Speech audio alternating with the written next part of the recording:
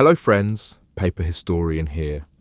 I'm glad to welcome you to my channel, where we don't just tell stories, we bring you into the dust, the noise and the shadows of the past, letting you walk in the worn-out shoes of those history forgot.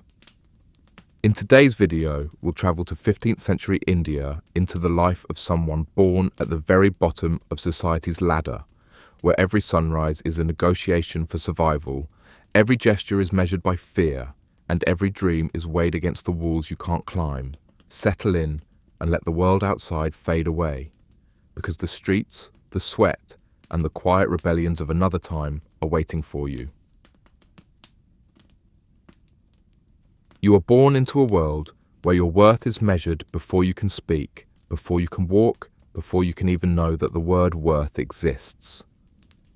And the measurement is not in gold or grain, but in the invisible ink of someone else's belief in how dirty your soul must be. They tell you it's written in the Vedas that the order of the universe demands you sweep, carry, burn, dig, and touch, only what no one else will touch. They say it as if the gods themselves sent down a note, signed and sealed, declaring you unfit to rise above the dust you're born in.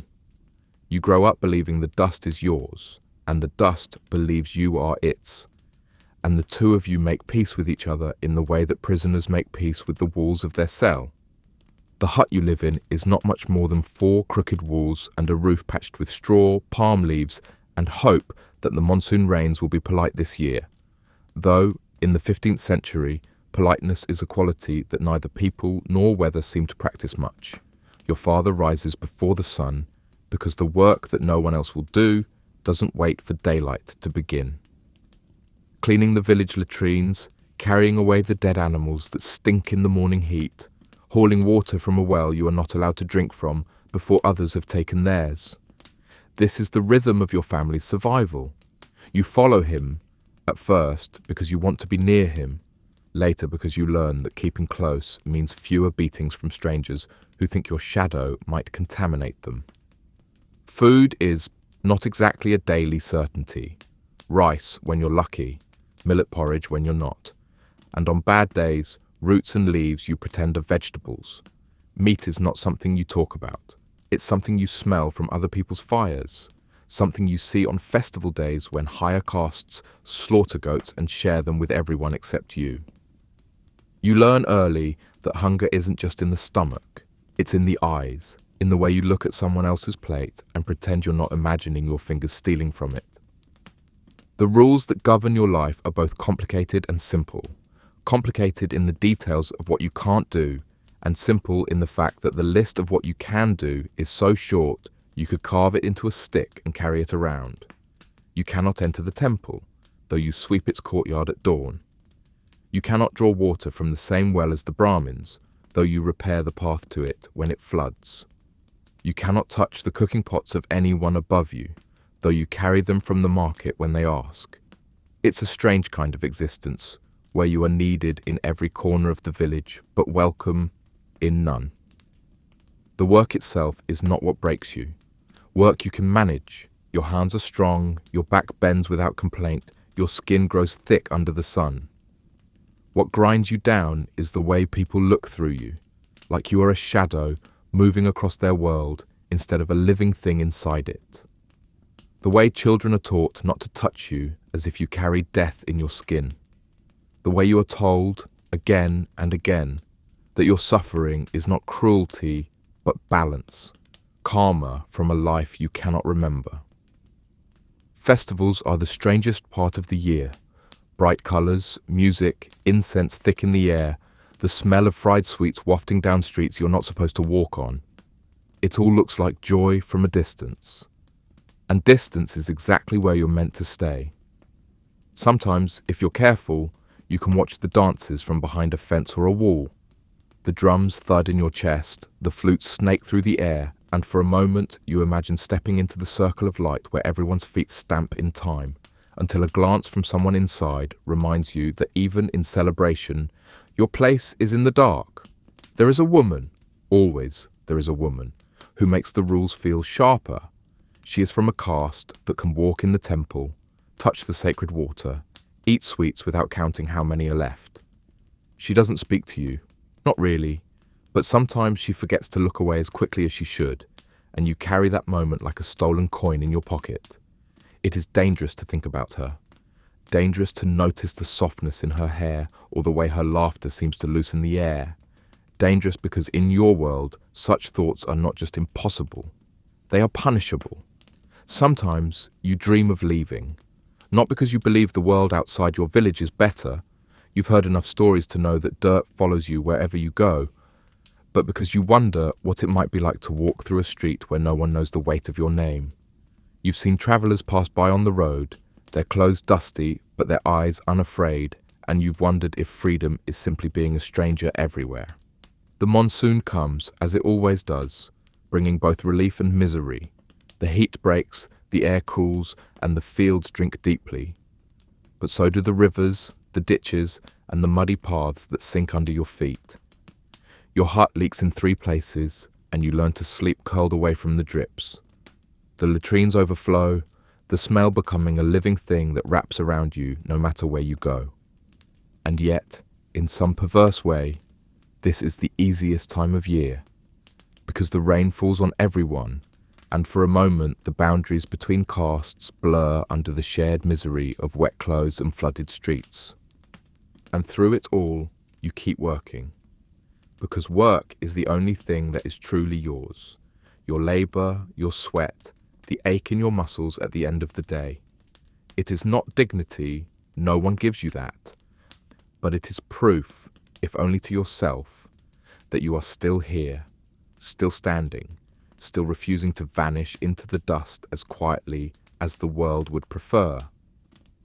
The year changes without ceremony, because in your world there are no calendars on the wall, no painted festivals in red to remind you that time is a gift. There is only the cycle of rain and dust, planting and harvest, sweat and sleep. But you feel the shift anyway, not in the sky or the soil, but in the air that hangs heavy over the village like the waiting breath before an argument.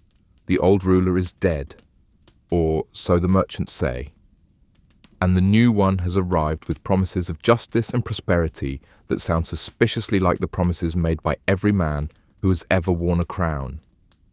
You learn about it the way you learn everything, by accident, from overheard words meant for ears more respectable than yours.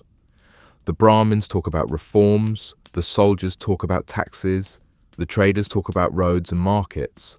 None of them talk about people like you, because people like you are not part of the conversation, even when the conversation is about the entire kingdom. You could disappear tomorrow, and the news would only notice if it made the harvest late. Still, change trickles down eventually, even to the dust you sleep in. The soldiers arrive first, lean men in quilted armor, carrying spears with points that glint like winter water. They set up camp near the village, and suddenly there is more work to do, cleaning after them, hauling their waste, carrying their gear to the smith. They do not beat you as quickly as the locals do, not out of kindness, but because they don't yet know which insults cut deepest. They bring stories, though, and stories are worth more than coins when your life is made of repetition. Tales of distant cities where the houses are tall enough to cast shadows across entire streets, of markets that sell spices so sharp they burn your nose from 10 paces away, of courts where men debate the stars while sipping from golden cups. You imagine those cities the way a starving man imagines feasts, with a mixture of hunger and disbelief. The work changes too. The soldiers need more latrines dug, more animals skinned and carried away, more fires fed. You find yourself busier than you have ever been, and for the first time in years, your belly is not always empty. Because soldiers don't guard their scraps the way villagers do. A half-eaten roti here, a piece of dried fish there, and you start to feel almost human again. Almost. But with the soldiers come the taxes, and taxes mean more pressure on the farmers, and more pressure on the farmers means more work for you. The higher castes have no intention of paying the new ruler's demands from their own pockets, so they squeeze the land harder, and everything that drips out, manure, dead livestock, broken tools, lands in your hands to deal with. You hear whispers about a rebellion in another province. The soldiers drink and talk too loudly at night, their voices carrying across the camp to where you lie awake. They say some villages refuse to pay, that the ruler sent men to burn them out. You think about fire a lot after that. Not the small kind you cook over, but the big kind that swallows houses whole. It makes your hut feel even smaller, even more fragile, as if a single careless ember could erase your entire existence in a heartbeat. The woman you are not supposed to think about passes by more often now. Her family is dealing with the soldiers directly, selling them grain and cloth. She carries herself differently, chin high, steps measured, as if the presence of strangers makes her want to prove her worth even more. Once, in the narrow alley between the market and the well, your eyes meet again. This time, she doesn't look away. She doesn't smile, but she doesn't turn her head either. It's a dangerous kind of silence, and you carry it with you for days, like a stolen ember hidden under your tongue.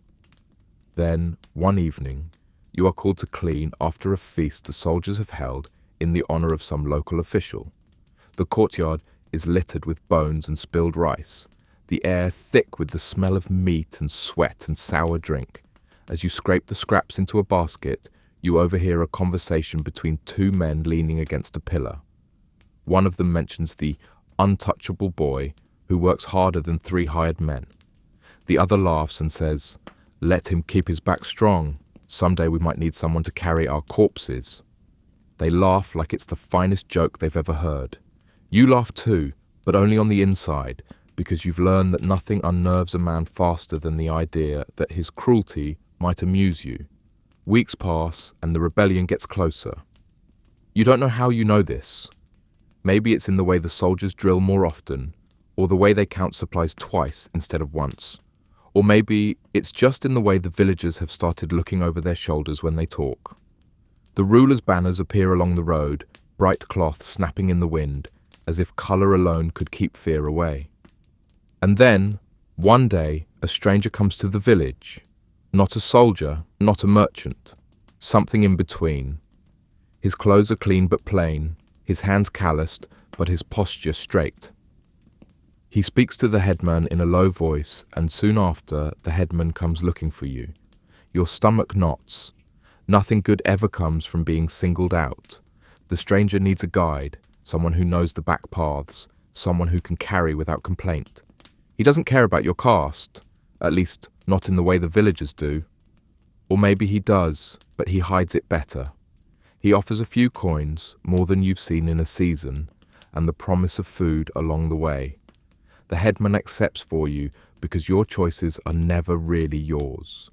And by the next sunrise, you are walking with the stranger out of the village, past the fields, into the hills, where the air smells different and the soil clings less to your feet.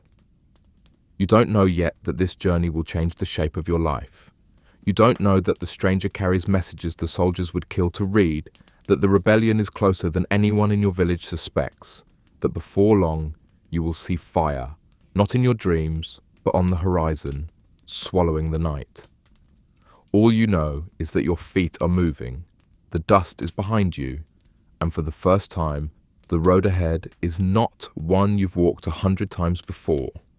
You follow the stranger because you have no reason not to, and because saying no to someone with purpose in their eyes feels like saying no to the wind. It will move past you anyway, and you will be left standing still, which is a kind of death all its own. His name, when he finally gives it, is Raghunath. You turn it over in your head a few times, the syllables tasting like something you shouldn't be eating. At first, the journey feels like any other errand. You walk ahead or behind, depending on the width of the path, carrying the bundle of supplies he hands you without complaint. He moves quickly, but not urgently, as if he's walked this route enough to know exactly how much time he has before the world catches up. You're used to travel. Work has always meant going where the work is. But this is different.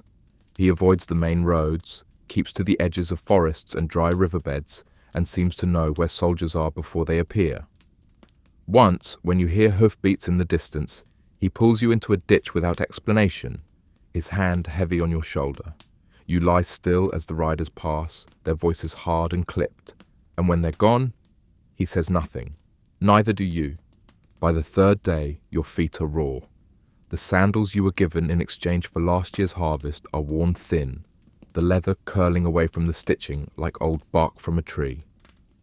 Raghunath notices, but says nothing, though once when you stop to drink from a stream, you find an extra strip of cloth in your bundle, just long enough to wrap your heels.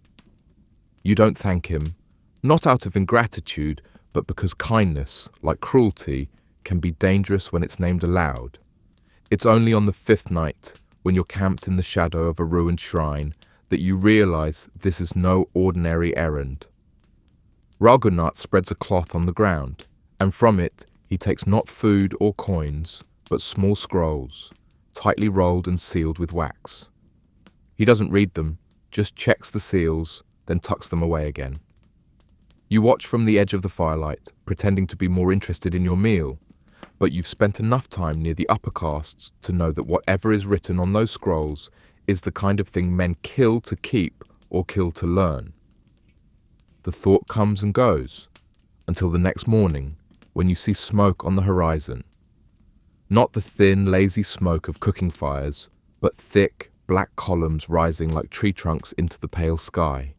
You know that smell, even from this far away. You've smelled it on the wind after lightning strikes a field. You've smelled it when a drunk knocks over a lamp in a grain hut. It's the smell of things that will never be whole again. Raghunath sees it too, but his pace doesn't change. If anything, he moves faster, and you follow because you have no choice. By midday, you're close enough to hear the distant shouts, not the rhythm of work, but the chaos of panic.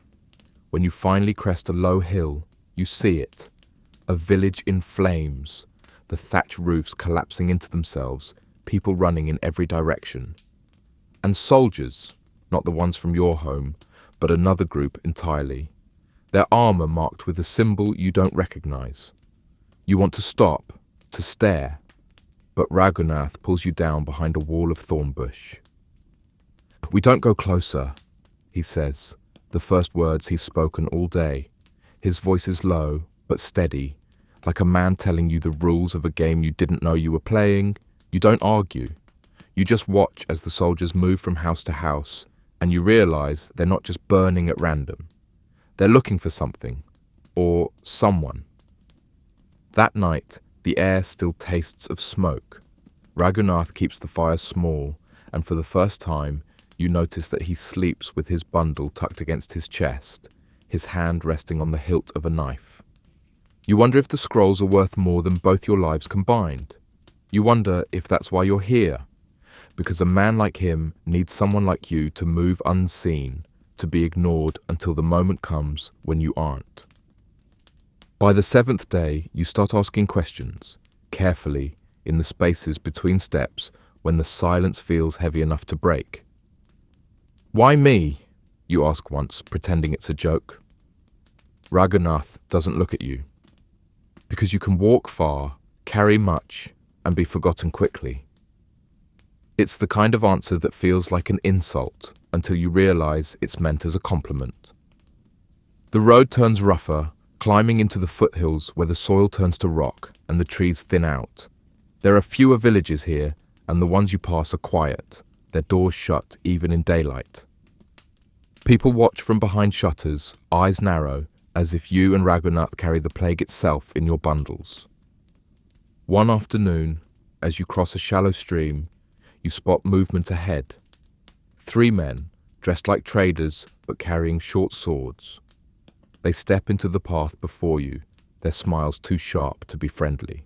Raghunath greets them like old acquaintances, but his voice has a new edge, like cloth pulled too tight. Words are exchanged, low and fast, and you don't understand half of them. What you do understand is the way the men keep glancing at the bundle you carry, and the way their hands never leave the hilts of their weapons. It ends without blood, but only because Raghunath gives them something, a small pouch you didn't know he had. They weigh it in their hands, then step aside, their eyes following you until the path curves out of sight. You don't ask what was in the pouch. You've learned that some knowledge is like a snake in tall grass. You only see it when it's already too late. That night, you dream of your village, not as it was, but as it could be. Burned, empty, the woman from the market nowhere to be found.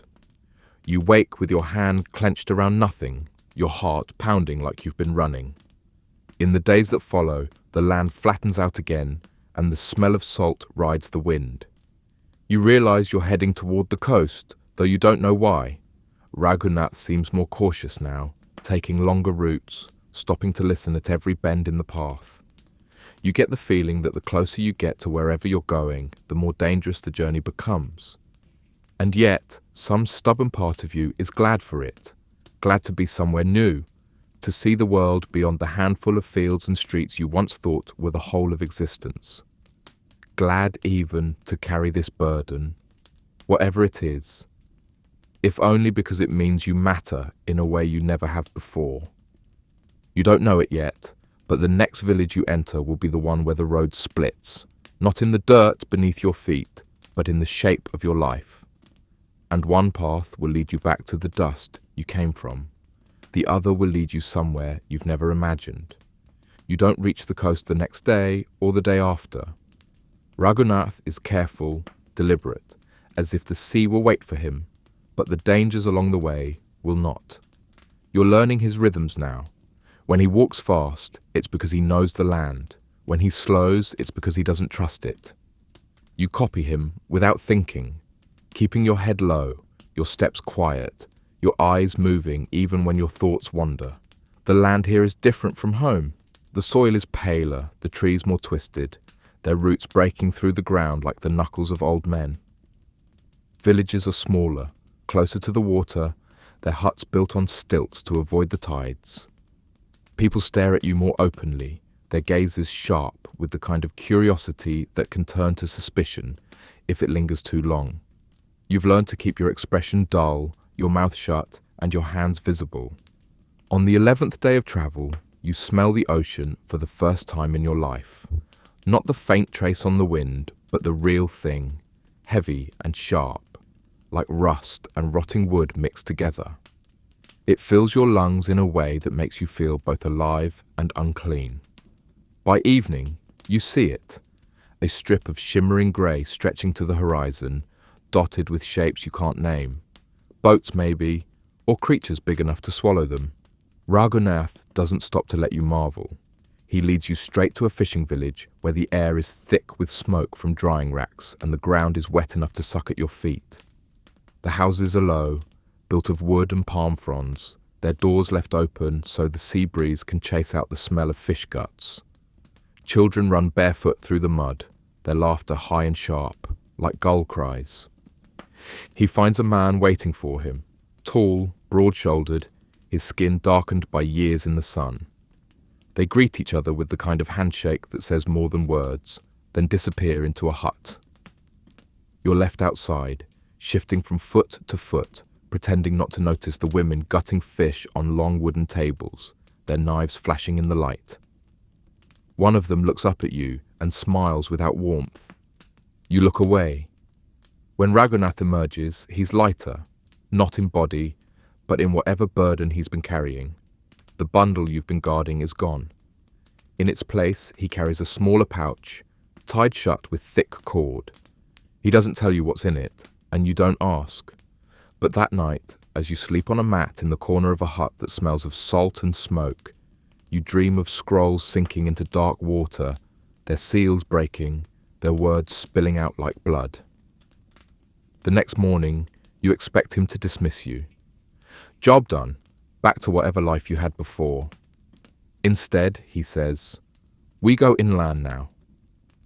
Just like that, as if you've always been meant to follow him further.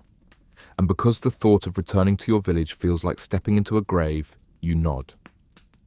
The road inland is busier, filled with traders carrying goods from the coast, baskets of dried fish, bolts of cloth dyed in colours you've never seen, jars of oil that smell like crushed flowers.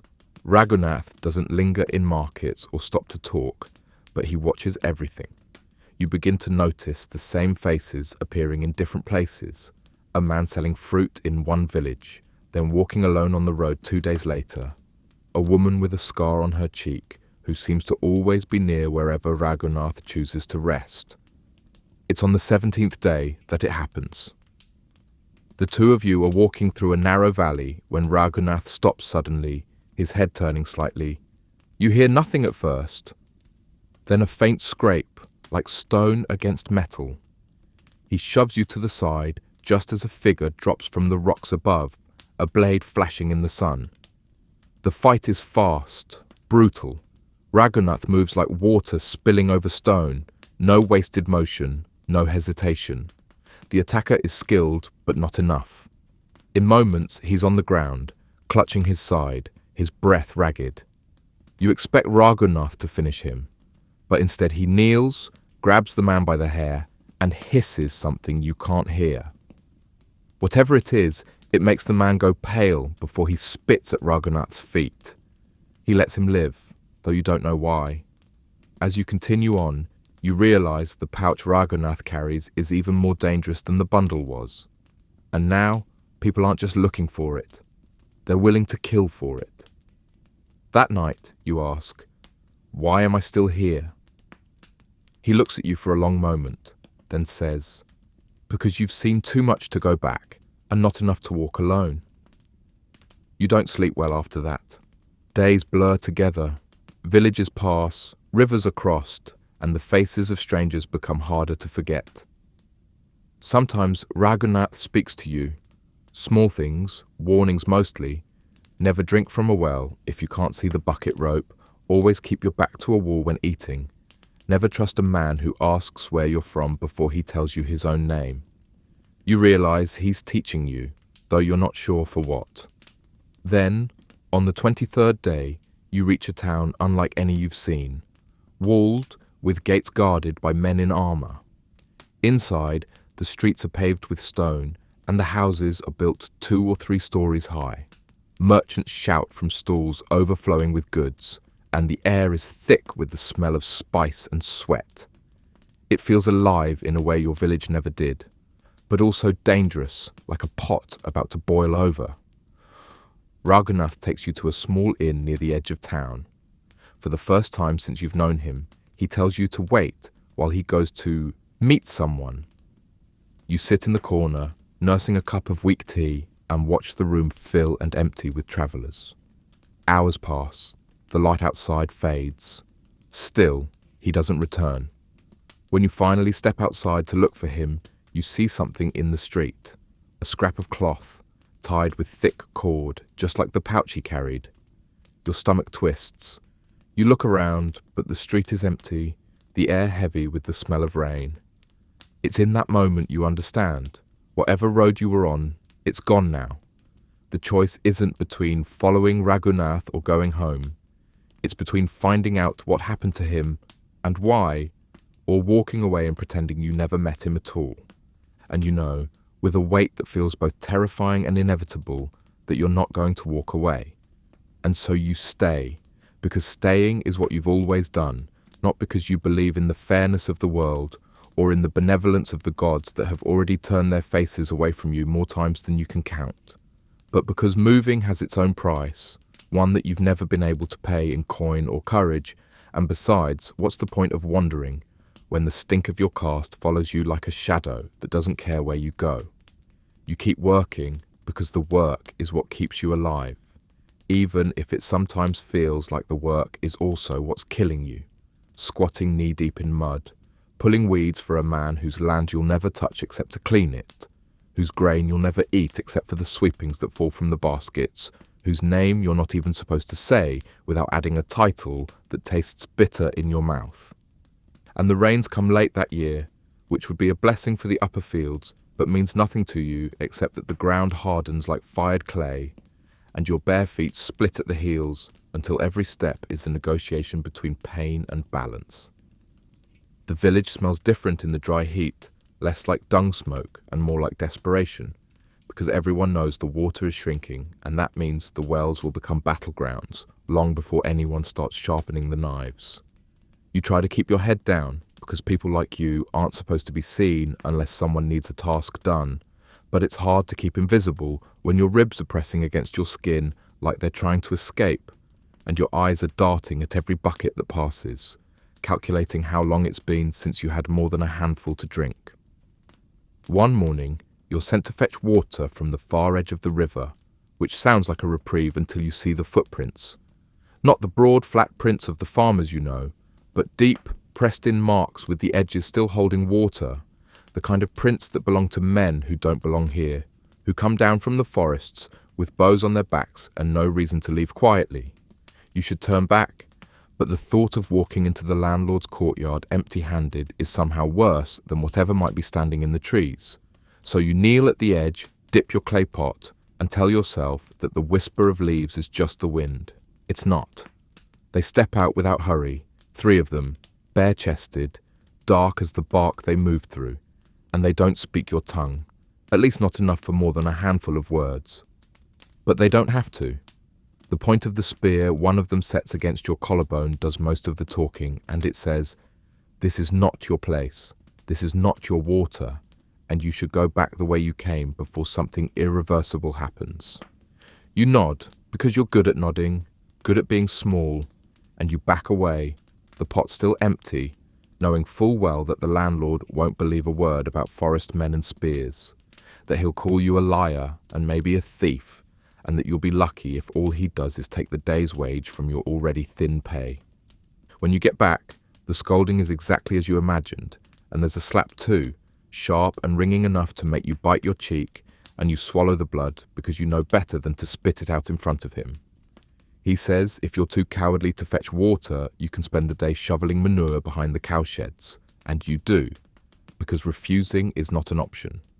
The smell gets into your skin, into your hair, into your thoughts, and by the time the sun falls, you can't tell if you're hungry or just hollow. Night is when the village changes. By day, it's all dust and sweat and the drone of flies, but at night, the air fills with a different kind of noise.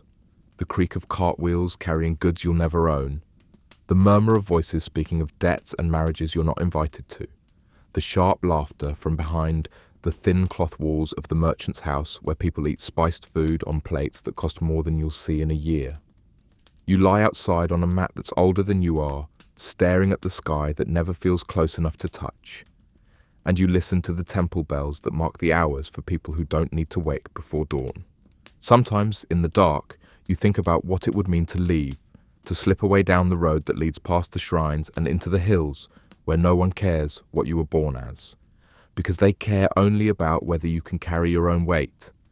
But the road is long, and the stories about what happens to people who wander too far from their birthplace are longer, and so you stay, letting the fantasy evaporate like the morning dew you never have time to watch. Then comes the fever. Not yours, not at first, but in the landlord's household. A servant girl, not much younger than you, who one day drops the bundle of kindling she's carrying and doesn't get up again. They carry her to the shade, but by the next morning her skin is hot and blotched, and the whispers start about bad air, about curses, about something carried in the breath of the last trader caravan that passed through. The household shuts itself in, which means you don't go there for work, which means no food for you unless you find something else to do, and that something else turns out to be hauling stones from the riverbank to shore up a wall that's been crumbling since before you were born. You work until your arms feel like sacks of wet grain, and when you finally stumble home, your mother is sitting by the doorway, coughing into a cloth she tries to hide in her lap. She says it's nothing, that she just swallowed her tea wrong, but you can smell the sickness on her. A sweet, heavy smell that clings to her skin and hair. You don't sleep that night because the coughing doesn't stop, and in the morning she can't stand. You try the healer, but he won't come. Not for someone like her. Not without payment in advance. And all you have is a few cracked bangles and a bundle of millet that's barely fit for birds. He takes the millet at least, and gives you a pouch of herbs that smell like the riverbank after rain, and tells you to boil them and make her drink, though he doesn't look you in the eye when he says it. She drinks, and for a few hours she sleeps, and you almost believe it will work. But the fever burns through her like dry grass on a cooking fire, and by the third night she's not speaking, just staring past you at something you can't see, and by the fourth she's gone. her body light as if the sickness took more than flesh with it. You bury her in the corner of the field where the landlord lets you grow your own grain, marking the spot with a stone you carried yourself. And you don't cry, not because you don't want to, but because there's no space for it. Life doesn't stop. The landlord sends for you again 2 days later, and you go, because even grief has a schedule when you're at the bottom of the heap. You go because you have to, and because in a place like this, absence is just another way of writing your own death sentence, the kind without ceremony, where no one remembers to mark the grave and no one cares enough to ask where you went. The landlord has work, always, because the fields don't pause for sickness or sorrow, and his grain doesn't plant itself, and his animals don't herd themselves, and you are as cheap and replaceable as the tools that hang by the shed, rusting when unused, breaking when overused. But today it's threshing, the sun beating down so hard, the air shimmers like water that's never going to come, and the dust from the chaff gets into your nose and throat until every breath feels like swallowing grit. The others don't talk much. People like you don't trade words unless there's a reason, and there's no reason here. Nothing you could say that wouldn't already be written on your bodies in calluses and scars. The rhythm of the work is the same as it's always been: swing, drop, gather, repeat. It's hypnotic if you let it be. The kind of repetition that keeps your mind quiet, which is sometimes the only peace you get. But today, the quiet doesn't stick. Today, there's something in the air that feels wrong, a kind of heaviness that isn't just heat, a stillness that makes the hairs on your arms rise. By midday, you see why. Down the road, a group of men are walking, not villagers, not farmers, but men with cloth wound around their heads, spears in their hands, and a swagger in their steps that says they've never been told to bow. The landlord sees them too and stiffens, the kind of stiff that means he's about to do something you'll have to clean up after.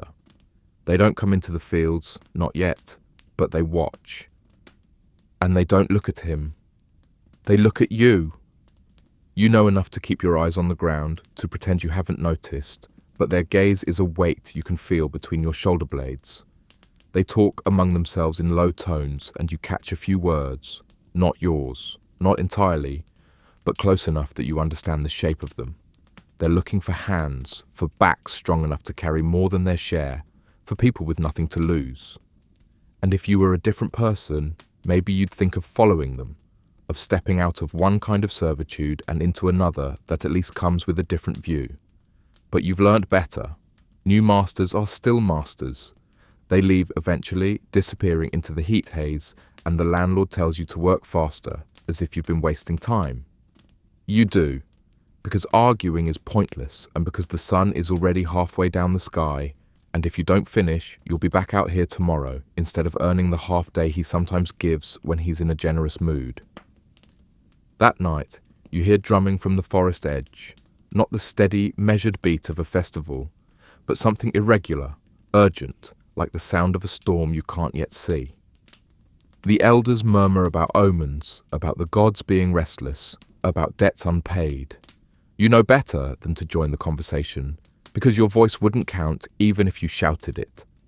Instead, you sit by the small fire you've managed to keep alive, roasting the last of the millet cakes, eating them slowly because you don't know when the next ones will come. The next morning, you wake to shouting, not the usual kind, not the bark of the landlord calling workers to the fields, but the kind that makes dogs bark and children cry before they even know why. By the time you step outside, there's smoke rising from the far end of the village, thick and black, the kind that comes from more than a cooking fire gone wrong. People are running, carrying whatever they can grab, and you hear the word raiders in a dozen different mouths. You freeze, not because you don't know what to do, but because there's nothing to do that will actually change anything. You're not a fighter. You're not even a runner. Not really. Not when there's nowhere safe to run to. You stand there until the heat from the smoke starts to sting your face, and then you turn, heading for the fields because instinct says open ground is safer than walls. It's not. They find you there, not the same men from the road, but close enough that you know they're from the same kind of place.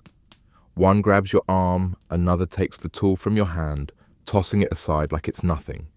They speak fast and sharp, and you catch your own name somewhere in the middle of it, though you don't know how they know it. One of them laughs, and it's not the kind of laugh you ever want to hear again. But they don't kill you. They don't even hit you. They push you down into the dirt, spit on the ground beside you, and walk away, taking sacks of grain and 2 of the stronger boys from the village.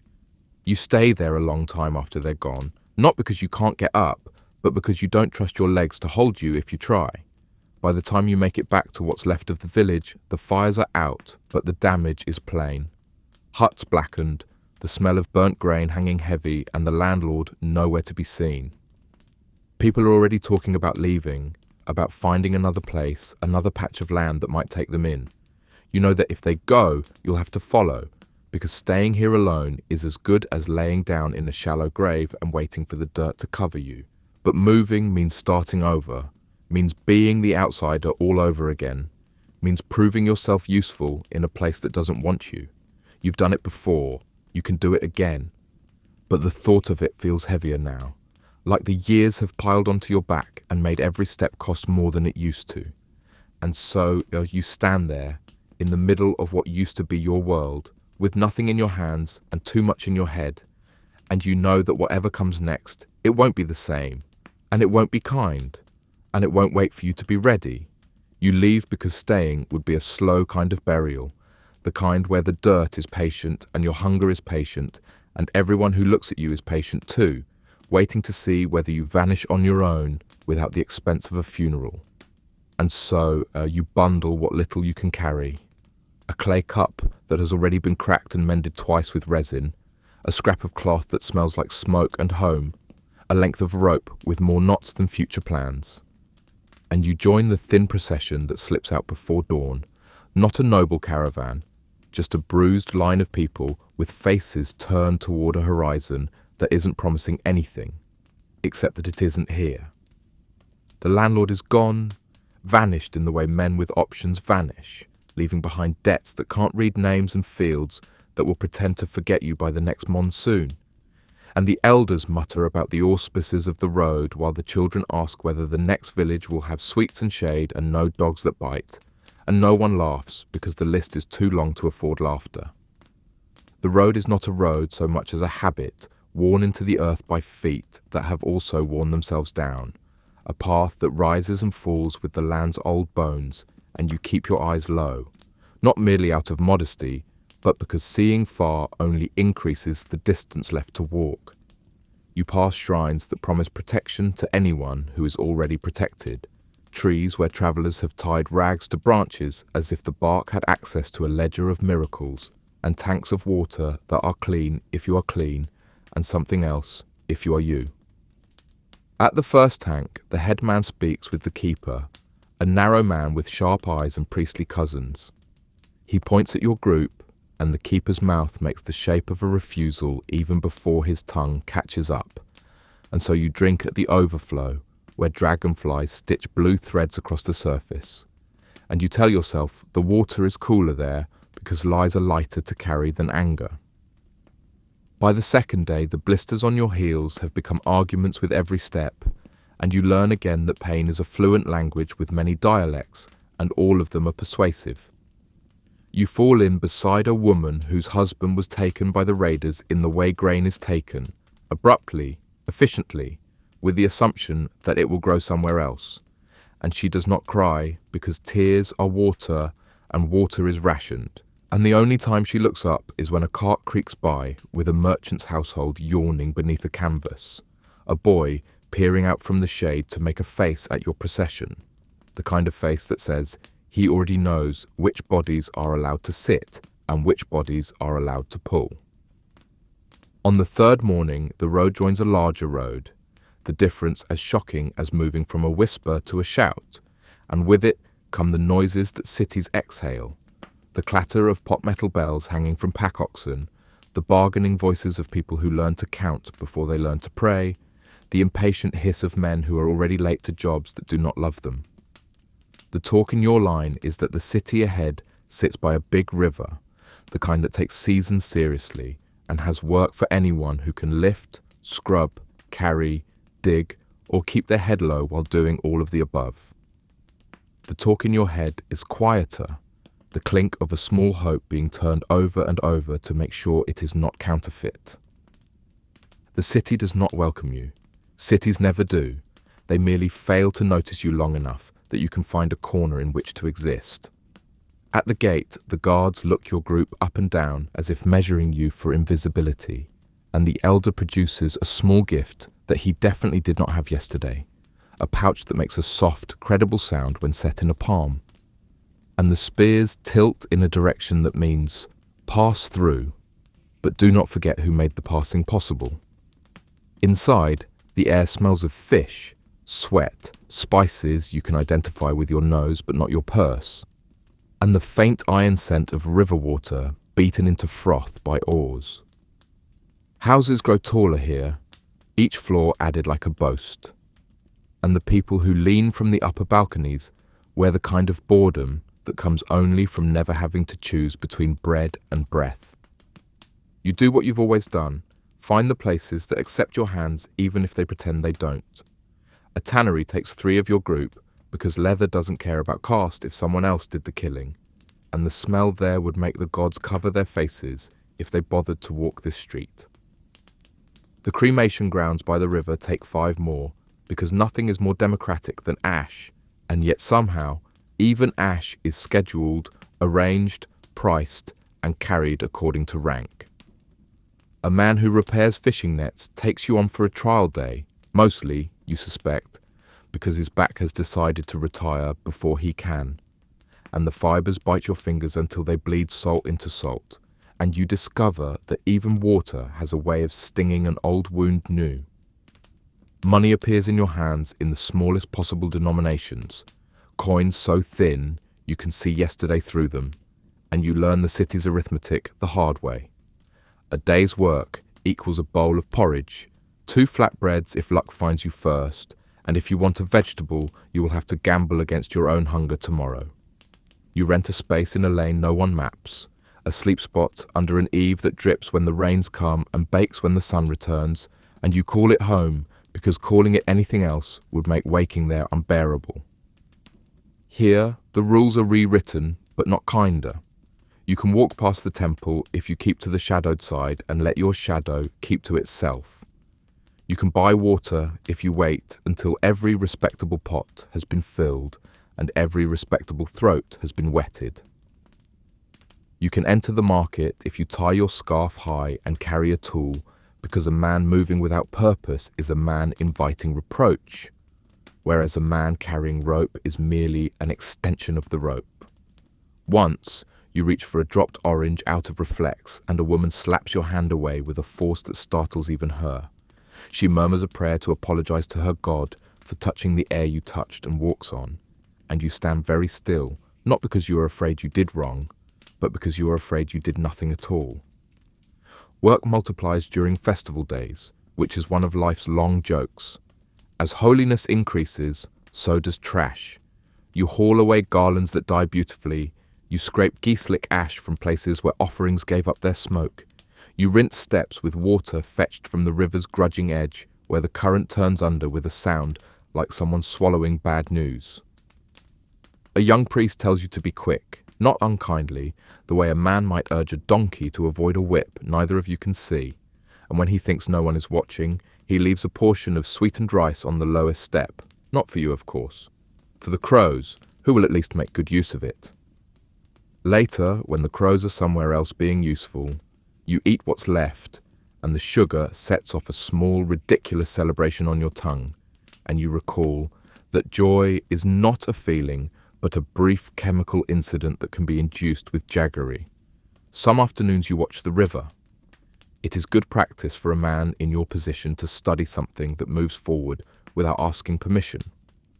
The big boats belong to merchants, their hulls bloated with cloth dyed in laughter and spices that started wars in places you'll never see. The small boats belong to fishermen with arms like cables and faces like warnings, and between them move the religious ones, the pilgrims who come to bathe in sainted water and leave lighter, having shed sins that will be laundered by people like you. Once, a Sufi singer sits on the steps and the song spills out over the water like oil, unctuous and impossible to gather back, and the words say all souls are beloved, and you want to believe him, but you know love is often confused with the absence of immediate violence. Still, you listen, because it is a rare thing for a voice to treat you like air instead of dirt suspended in it. You learn the city's other economy, the one made of glances, silences, and near misses. A porter shows you how to keep your back bent in a way that looks like deference but is actually geometry, saving your spine for another year. A widow shows you where to line up for leftover porridge without being in the line that gets noticed. A water seller shows you how to tilt your cup so no one sees that you drink from the side that never touches other mouths. None of them does this out of charity. They do it because the city works better when its lowest gears are oiled and turning. And then there is the temple elephant, who knows more about hierarchy than any priest and knows exactly who is allowed to touch her and who is allowed to shovel what results from her eating. And when she passes, she swings her trunk like a pendulum that runs on piety, and you press yourself to the wall the way the wall wishes it could press itself to something higher.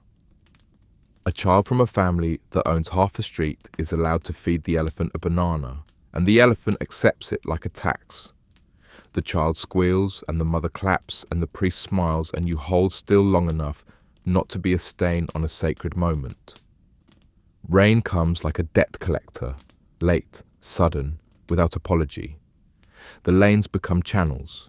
The alleys turn to small rivers coursing with the city's honesty, and your sleeping space under the eave becomes a practice in optimism as you rearrange your few things to keep them least wet, which is not the same as dry.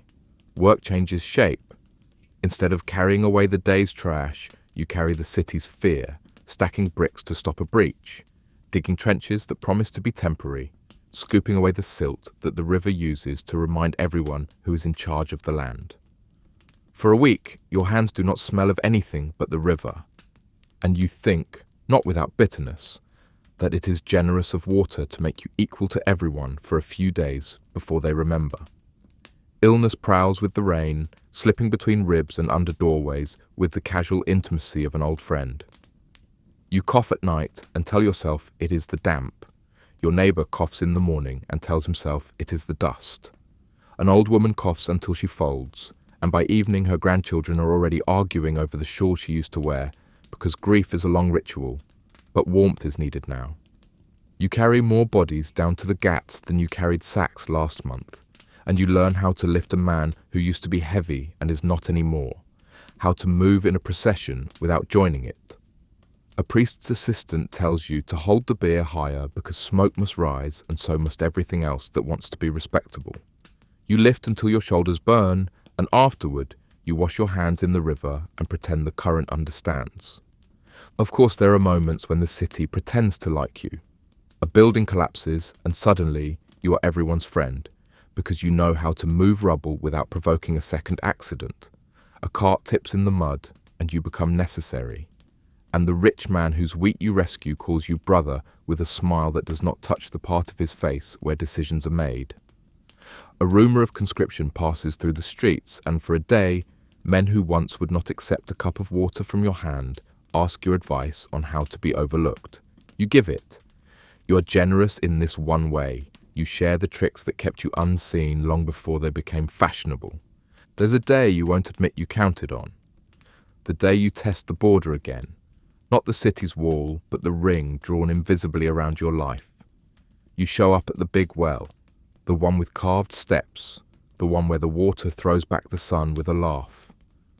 At an hour when most people are at prayer or profit, and you stand there with your clay pot and a posture that says you know the rules, but today you are pretending not to, and you wait.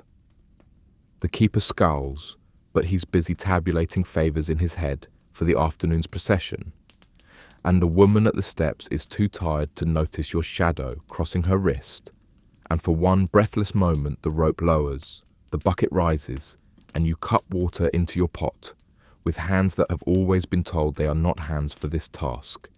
It is colder than you expected. It enters your chest like a story that might be true. You walk away as if you have done nothing of consequence, and the world does not end, and that is almost worse, because it reminds you how many of the barriers that hold you in place live in the space between other people's eyes. Of course, there is a price. The next day, a shopkeeper refuses to sell you salt with a smirk that says he has heard about your little experiment in being a person, and a messenger from the neighborhood council stops you in the lane and recites rules as if they are prayers that might save his soul, and a boy throws a clod of mud at your back and calls you a word that is supposed to bounce off but never does. You keep walking, because pause is a luxury, and you could say nothing changes, but that wouldn't be honest. Small changes bubble up like spring water that can't find a river. A singer who says the name of God in a way that doesn't require you to say your father's occupation first. A craftsman who refuses to step away when you stand beside him to watch his hands cut wood into the shape of a door that will never open for you. A clerk who writes your name in a ledger without hesitating at the first letter and, not noticing, adds a small flourish at the end that looks suspiciously like respect. These are not victories, but they are practice. And practice is what keeps the body ready for a task that is not yet permitted. And then there is a day you do not plan. You are hauling waste from the temple after a festival that multiplied offerings into a mountain of leavings. And the young priest, the same one who feeds crows with plausible deniability, stumbles on the steps, his tray of lamps tilting toward a patch of oil slick that would have been a fire if you hadn't been there. You drop your basket, grab the tray, and steady it with the confidence of a man who has spent his life catching what other people let fall. The priest looks at you, actually looks, and his mouth opens like he's about to say a prayer or a rebuke or both, and then he closes it and nods, just once, the kind of nod a man gives to a rope that held under weight. He takes the lamps back. You pick up your basket. No one speaks. But the next time you come for water in the lane behind the sanctum, no one coughs loudly until you leave. You become, if not bolder, then less careful about pretending you aren't bold. You bargain harder in the market and discover that the difference between insolence and acceptable firmness is the confidence with which you pronounce the numbers. You stand closer to thresholds and learn that some thresholds only exist because the feet have agreed to stop there.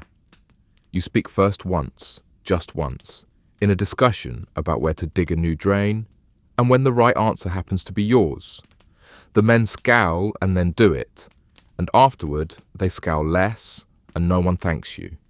And yet you go to sleep that night with the strange sensation that your bones have moved slightly further apart to make room for breath. There are still days that swallow you whole. A tax collector arrives with a smile sharp enough to cut vegetable skins and announces that the city's needs are vast, and somehow your lane is a reservoir of responsibility.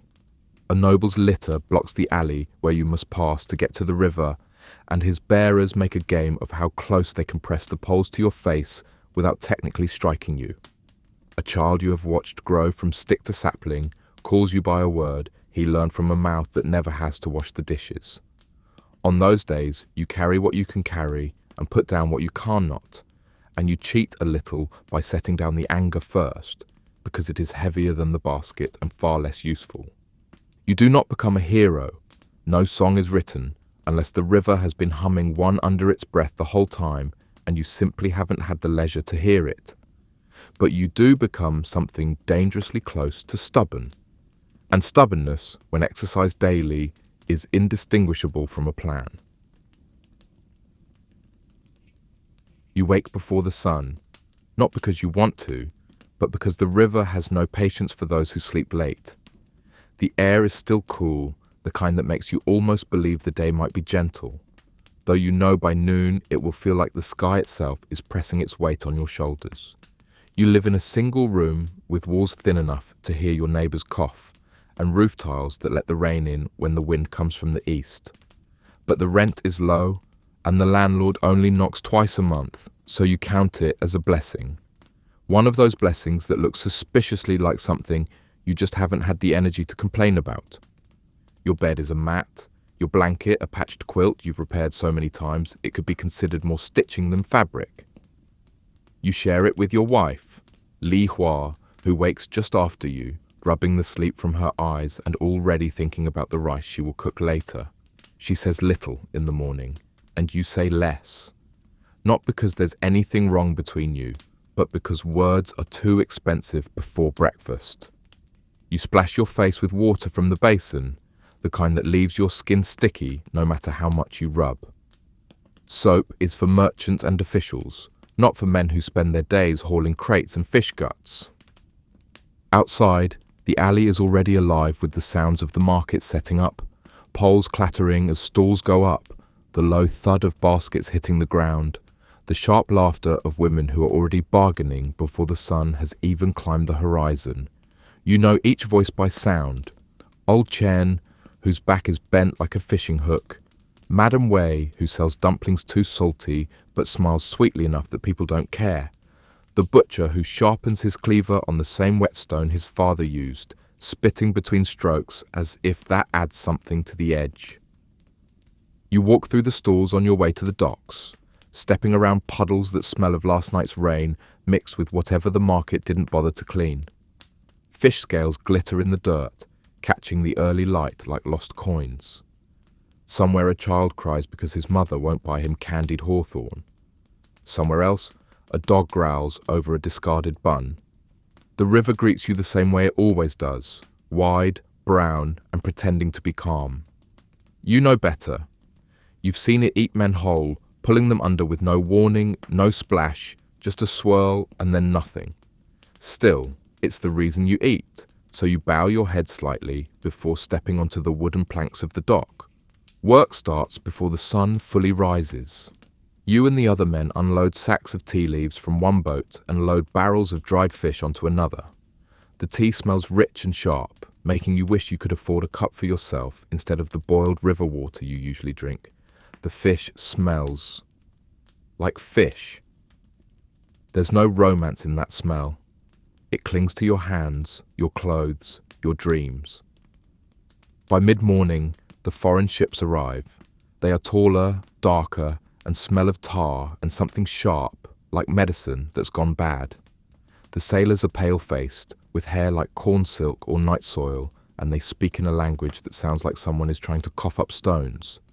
You've seen them for years now, but something about them still makes the back of your neck itch. They don't bow, they don't smile, and when they look at you, it's like you're part of the scenery, not important enough to notice unless you're in the way. They unload crates you're not allowed to open. Sometimes the harbour inspectors check them, but mostly they just take a coin and wave the cargo through. Rumour says it's opium. You've never seen it, not really, but you've seen what it does. The men slumped against walls in the alleys, eyes half closed, mouths open, looking like they're halfway between sleep and death. You tell yourself you'd never touch it, but you also tell yourself you'd never drink rice wine before noon, and you've broken that rule twice this month. At lunch, you sit on an upturned crate with a bowl of rice and pickled vegetables. A friend, Jian, joins you, tearing into a steamed bun with his teeth. He's older, missing 2 fingers on his left hand from an accident with a cargo hook, and he always has news. They say the governor's getting serious, Jian says between mouthfuls. More inspections, more soldiers, maybe even shutting down the foreigners. You raise an eyebrow. They've said that before. This time, they mean it. There's a new official in town. Strict, they say. Doesn't take bribes. Or maybe just takes bigger ones. Jian laughs, but it's the kind of laugh that doesn't reach his eyes. The day stretches on. You haul, you lift, you sweat. By the time the sun begins to slide toward the horizon, your back feels like it's been replaced with a plank of wood. The market is noisier now, full of people buying the last fish before the stalls close. Li Hua will be waiting for you with congee and, if you're lucky, a sliver of salted pork. But tonight, as you pass through the market, there's something different. The air feels heavier. People talk in quick bursts, eyes darting toward the docks. You hear snippets, arrests, confiscated, foreigners angry. A group of men in official robes stride past, their boots splashing through the puddles without care for who gets wet. You ask Madam Wei what's going on, but she just shakes her head. Better not to know, she says, handing you a dumpling you didn't pay for. Eat! Go home! That night, you lie on your mat listening to the sounds of the city, the creak of boats, the calls of nighthawkers, the distant crash of waves against the shore. Somewhere, muffled by distance, there's shouting, then silence. In the morning, you'll return to the docks. You'll haul the same crates, smell the same fish, hear the same voices. But the heaviness in the air will still be there, like a storm you can't see yet, but can already feel in your bones. And you'll know, even if you can't yet say how, that something is coming. The morning begins the same way, but ends up feeling entirely different. You arrive at the docks to find soldiers everywhere, not the lazy, half-drunk watchmen you're used to, but fresh-faced troops in crisp uniforms, carrying spears that look polished enough to catch the sunrise. They stand in clusters, barking orders you can't hear over the din of the market, but the tone alone tells you this isn't the usual bluff and swagger. The foreign ships are still there, but they sit in the water like sulking beasts, their sails furled, their decks quiet. No crates are being unloaded, no dock workers are being waved aboard. You spot one foreign sailor leaning against the railing, staring at the city as though daring it to blink first. His jaw works on something, maybe tobacco, and when his eyes meet yours, you look away, suddenly interested in the knots on the rope you're holding. "Don't go near them today," Gian mutters, appearing at your side like a shadow. "They're saying the soldiers seized a shipment last night. Opium, enough to keep half the city asleep for a year." You snort. "And now?" "And now," he says grimly, "the foreigners want it back." By mid-morning, the market has shifted from noise to tension. Merchants pretend to haggle, but keep glancing toward the docks. Women bundle their children away early, whispering to one another as though loud words might invite trouble. The tea sellers pack up before noon, a bad sign, because tea sellers are usually the last to leave, stubborn in their belief that tea can soothe any crisis. Your own work slows to a crawl. Without the foreign ships unloading, there's less cargo to handle, which means more standing around pretending to be busy. The overseer paces like a caged dog, his eyes darting from the soldiers to the warehouses and back again. Then the shouting starts. It's coming from the far end of the docks, where a group of officials in silk robes are facing down 3 foreign men. Even from here, you can see the red flush of their pale skin, the way their hands move like they're trying to carve the air into submission. The officials are calmer, but their words are sharp, each syllable like a slap. Around them, soldiers grip their spears tighter. Someone pushes through the crowd. It's one of the harbour guards you've seen taking bribes before. His face is pale, and he whispers something into the overseer's ear. Whatever he says makes the overseer's mouth tighten into a line so thin it could cut paper. Gian leans close. They say the governor ordered all opium destroyed, burned, right there on the docks. You glance at the foreign ships again. Their crews are watching, and you don't need to know their language to understand their expressions. Rage looks the same in any tongue. By afternoon, the smell hits you. Bitter, acrid, clinging to the back of your throat. Smoke curls up from a guarded section of the docks, where soldiers are tossing wooden chests into a roaring fire.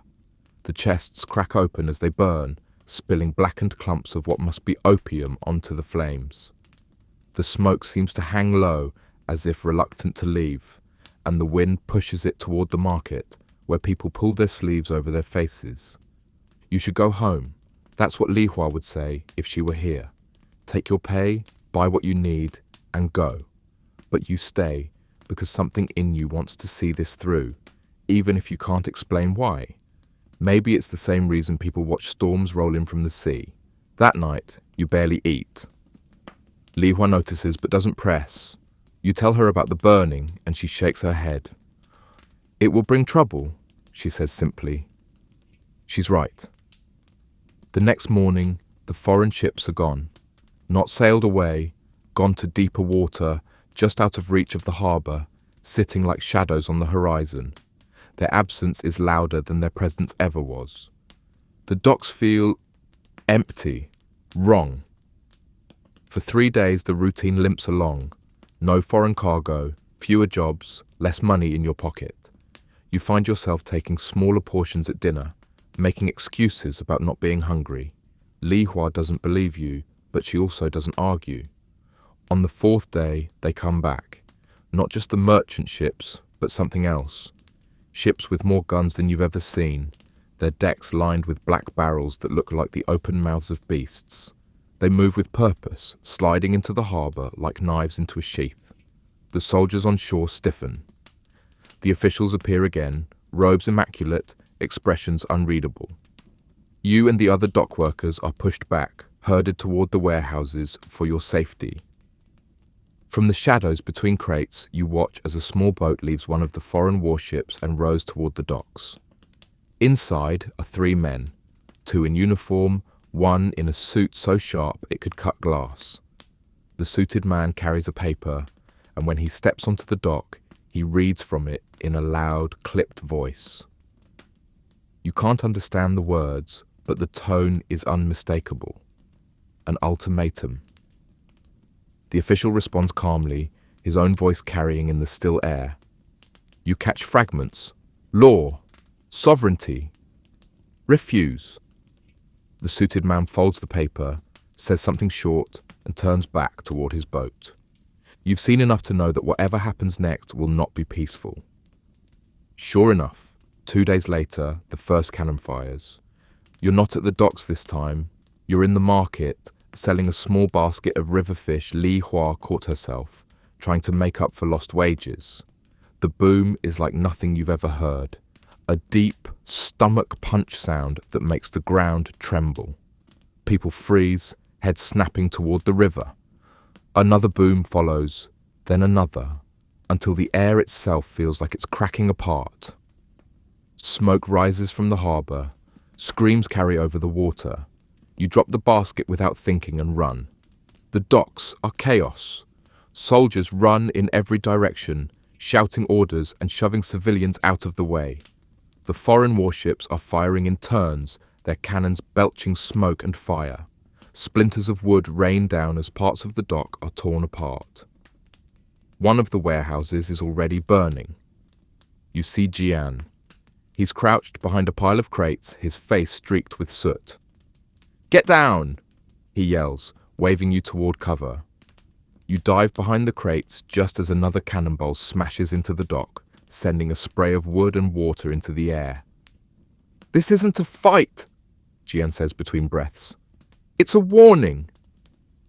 You don't ask what he means. You already know. When the bombardment stops, the foreign ships remain, sitting just out of range, daring anyone to make the next move. The air smells of smoke, salt, and something metallic. Blood, maybe. That night, the city is silent in a way you've never heard before. Even the dogs don't bark. And lying there on your mat, staring at the ceiling, you understand that your life, the one of hauling crates, counting coins, and listening to market gossip, is gone. The war hasn't started yet, not officially, but you've seen enough to know it's already here. You find yourself standing in a street that no longer smells like tea and fresh rice, but like smoke, gunpowder, and the metallic tang of blood. And you can't decide which scent is worse, the new one that promises death, or the old one that promised slow decay. The foreign soldiers are here now, not as rumours or far-off thunder, but as boots splashing through your market's puddles, as voices barking in a language that sounds like it's being chewed before it's spit at your face, as shadows that block the sun and make the air colder in ways you didn't think possible. You had once imagined war to be something like the old tales, armies clashing on fields far away, banners snapping in the wind, heroes dying with clean swords in their hands. But here, in your street, war looks more like your neighbour's son lying face down in a ditch, his leg bent at the wrong angle, and no one daring to move him because the last man who did got shot before he could even scream.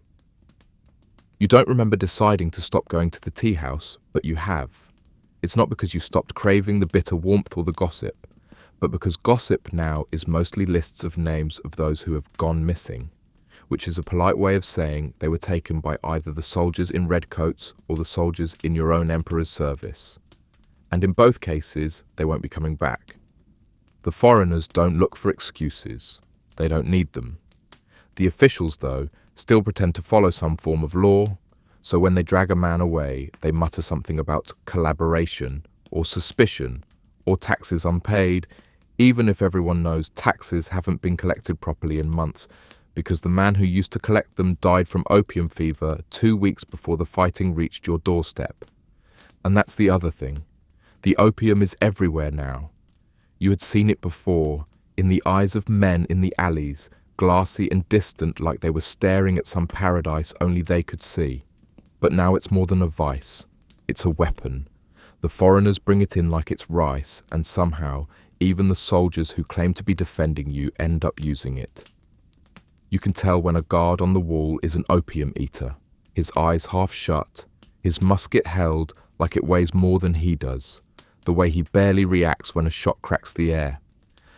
You used to think the war was about trade routes, or silver, or tea, or something too big for a man like you to understand. Now you're pretty sure it's just about keeping everyone too dazed or too dead to resist. The market is still open technically, but it's not the same. Prices have tripled for everything that isn't nailed down, and sometimes even for things that are. Rice is a luxury now. You find yourself eating millet and pretending it tastes like something more noble. Fish is scarce. The fishermen say the foreign gunboats fire warning shots if they sail too far, and nobody's interested in testing whether those warnings ever come twice. Meat, when you find it, is often from animals you didn't think people ate. Your wife cooked something last week that she claimed was goat, but the bones looked suspiciously small. You ate it anyway. Hunger does that. Turns suspicion into seasoning. One morning, you decide to walk to the well before sunrise, thinking maybe you'll beat the queue. You don't. The line stretches down the street, full of people who have learned that water, like life, is easiest to take from the desperate. You overhear two men arguing in low voices about whether it's better to leave the city entirely, to flee into the countryside where at least the war will pass like a storm instead of settling in like a plague. But then someone else reminds them that the countryside is no safer. The soldiers roam there too, and bandits flourish like weeds when law collapses. You think of leaving, but then you remember you've never travelled more than a few li from your home, and you wouldn't know where to go or who to trust. Better the devil you know, you tell yourself. You're just not sure which devil that is anymore. It's on the third week after the foreigners arrived that you first see their cannons in action. You'd heard them before, low booming roars that made the tea in your cup tremble. But now you watch as a section of the old city wall crumbles under their shells like it's made of sand. The dust hangs in the air like a curtain, and when it settles, you can see soldiers pouring through the gap, red coats bright against the grey rubble. The defenders fire back, but their shots seem weak, almost polite in comparison. You wonder if the city is really defending itself or just delaying the inevitable. A delay can still be worth something. It gives people like you time to hide what little they own, to move loved ones to safer streets, to prepare for the moment when running becomes more logical than staying. Your cousin, a stubborn man who once swore he'd rather die than bow to a foreigner, changes his mind in a single afternoon. You find him kneeling in front of one of the foreign officers, offering a bag of coins and a promise to cooperate. Later he tells you it's the only way to keep his family safe. You don't judge him. You're not sure you wouldn't have done the same. You've already hidden the silver hairpin your wife's mother gave her on your wedding day, burying it under a loose floorboard. You don't even know if the foreigners want silver, but you've learned that in times like this, if you think of something as valuable, so will they. The strangest part is how quickly life finds new rhythms, even in war. You still wake up, still eat, still work when there's work to be found. You repair a fence for a neighbour whose husband hasn't been seen since the first bombardment. You help carry sacks of grain from a warehouse to a safer location, though safer now just means less likely to be burned down immediately. Children still play in the streets, though their games now include pretending to be soldiers with sticks for rifles, and you catch yourself wondering which side they're pretending to be. You stop asking. Childhood doesn't last long here anymore, and the less you know about who's teaching them which songs, the better. There's talk of surrender, not officially of course, but in whispers that slip between stalls and across courtyards. Some say the emperor will make peace, give the foreigners what they want, and send them away. Others say the war is only beginning, that this is just one battle in a chain that will stretch across the land like a noose. You don't know which to believe. What you do know is that every day the war feels less like something happening to your city and more like something your city has become. You can't tell where the fighting ends and life begins anymore. One evening, you walk past the temple and see the old priest burning incense in front of a small altar. You ask who it's for, thinking maybe a local family has lost someone. He looks at you and says, "For all of us." You laugh at first, then realize he's not joking. And you understand, not because you're a particularly devout man, but because the way things are going, a prayer for everyone might be the only kind worth saying. You go home that night and sit with your wife in the dark, because lighting a lamp feels too much like inviting trouble. You don't talk much anymore. Words seem too fragile, too easy to misunderstand in a world where misunderstanding can get you killed. Instead, you sit close, listening to the distant thud of cannons and the nearer sound of footsteps in the alley. You try not to wonder whose they are. You try not to wonder whether you'll hear them stop at your door, but you know one thing for certain. This isn't the end. The war doesn't end just because someone signs a paper or because the cannons go quiet. It stays. In the air, in the streets, in the way you flinch when someone drops a heavy object, in the way you hide your best possessions without even thinking about it. The war is part of you now, as much as the scar on your hand from the time you fell into a cooking fire as a child. You'll carry it with you, even if you live to see peace again. And you're beginning to suspect that peace is just another word for the moment when you stop noticing the war. You wake up one morning to a silence so deep it feels unnatural, like the city itself is holding its breath.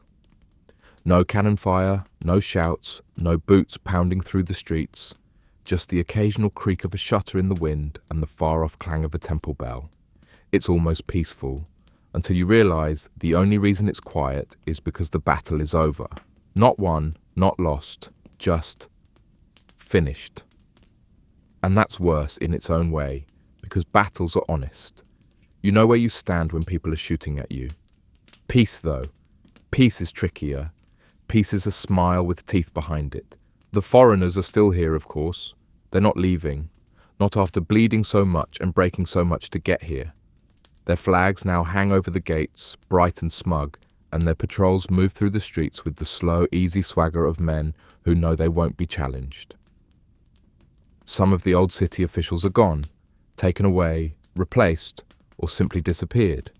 Others are still in their posts, but they bow a little lower now, speak a little softer, their eyes darting toward the foreign soldiers like nervous birds checking the sky for hawks. Life, in its stubborn way, tries to resume. The market opens again, though half the stalls stand empty and the other half charge prices that make you laugh bitterly before you hand over the coins anyway.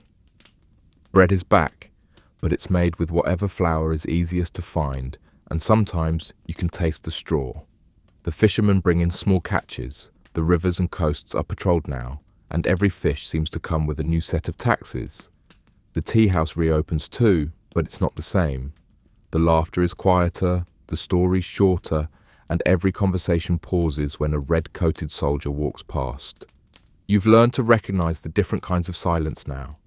There's the silence of people trying not to be overheard, the silence of people too tired to speak, and the worst, the silence of people who have started to accept things as they are. That one scares you the most, because once people accept, they stop resisting. And once they stop resisting, they disappear in a different way, even if their bodies are still here. Opium is everywhere, more than before. You can't walk down a street without catching the smell, sweet, cloying, heavy, drifting from doorways. Some smoke it to forget the war, others to forget the peace. You tell yourself you'll never touch it, but you understand now why so many do. The world feels smaller under foreign boots, and the opium makes it feel bigger, at least in your head. You're tempted sometimes, late at night, when the quiet gets too loud. Taxes are higher, though no one calls them taxes anymore. They're fees, permits, service charges. The foreigners say they're for rebuilding the city, for bringing civilization and order. Maybe they are, but somehow the streets are still cracked, the roofs still leak, and the wells are still foul, and yet the foreign warehouses by the docks grow taller every month. You catch sight of crates marked with strange letters being loaded onto ships. You don't know what's inside them, but you suspect it's something that once belonged here.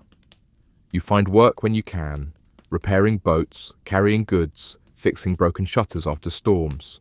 Sometimes the pay comes in coins, sometimes in food, sometimes in promises that aren't kept. Once, a foreign officer hires you to help unload cargo. He pays you more than you expected, but his eyes never meet yours, and he doesn't thank you. You're not sure if that's better or worse than being cheated. Some of your neighbours leave the city entirely. They say they'd rather start over somewhere the foreigners haven't reached yet. You wish them luck, though you know deep down there aren't many such places left. Others go into business with the foreigners, selling goods, renting houses, offering services. People whisper about them, call them traitors, collaborators. But the truth is, they eat better than you do. And their children have shoes. Morality doesn't fill a stomach, and everyone knows it. Your wife suggests gently that maybe you should do the same, find some way to work with the new rulers instead of against them. She says it like she's talking about the weather, like it's just a fact of life. You don't answer right away. You're afraid that if you speak, you'll either agree and hate yourself for it, or refuse and doom you both to more hunger. You've learned that silence can be as much a survival tool as speech. One day, the temple bell rings in the middle of the afternoon. That never happens unless something important, or terrible, has occurred. You join the crowd gathering in the square and find out that the emperor's representatives have signed a treaty. The war, officially, is over. The foreigners will keep their foothold in the city, but in return, they promise protection and trade benefits. People cheer in a half-hearted way, as if they're afraid not to. You don't cheer. You know that a promise from a victor is worth about as much as the air it's spoken with. The months pass and the war fades into memory, not gone, just pushed into the background. Children who were too young to remember the fighting grow up thinking the foreign flags were always there.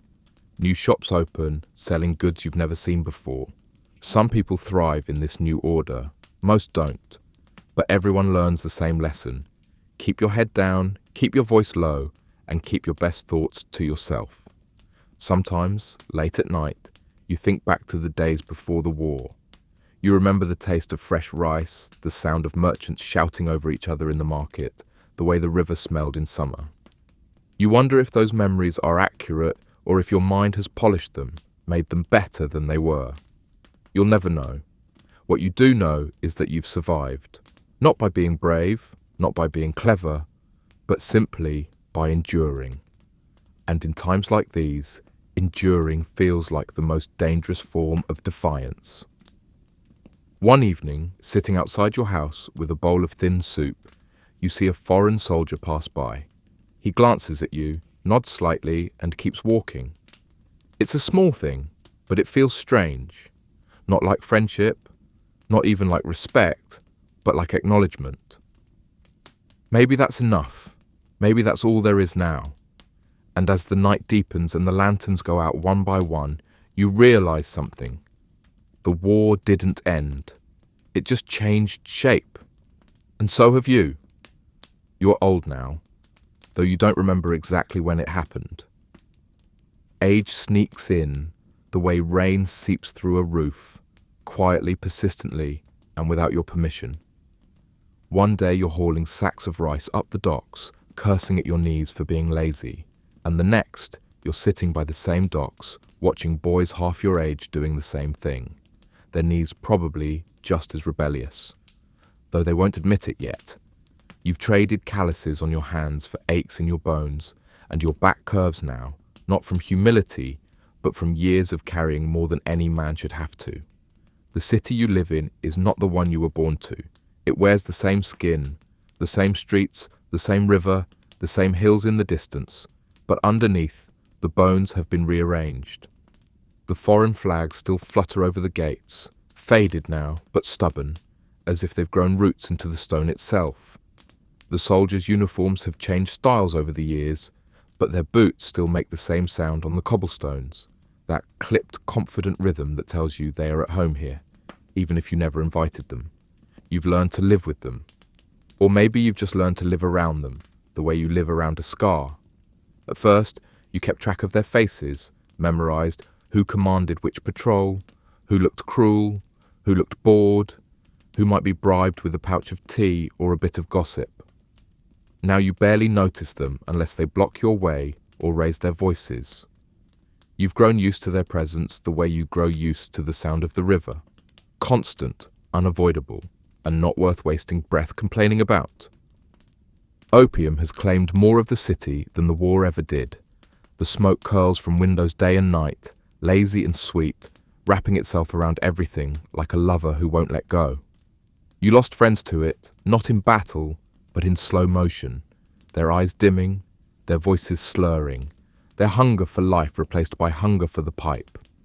You never touched it yourself, though not for lack of temptation. You had your reasons, some noble, some petty. Mostly, you didn't want to give the foreigners the satisfaction of owning your dreams as well as your daylight. Your children have grown and left, some to other towns, some to the foreigners' schools, some to graves. The ones still living visit when they can, bringing stories about places you've never seen and likely never will. They speak of trade opportunities, new jobs, faster ships. They speak in words that weren't part of your language when you were their age, words borrowed from the foreigners and now worn smooth from daily use. You nod and pretend to understand, but part of you knows you are listening to the sound of your own world being replaced in slow, polite increments. Every so often, the emperor's envoys come through the city, all silken ceremony, their presence meant to remind you that you are still part of a nation, still under the gaze of the dragon throne. You watch their parades with the same detached amusement you reserve for street performers.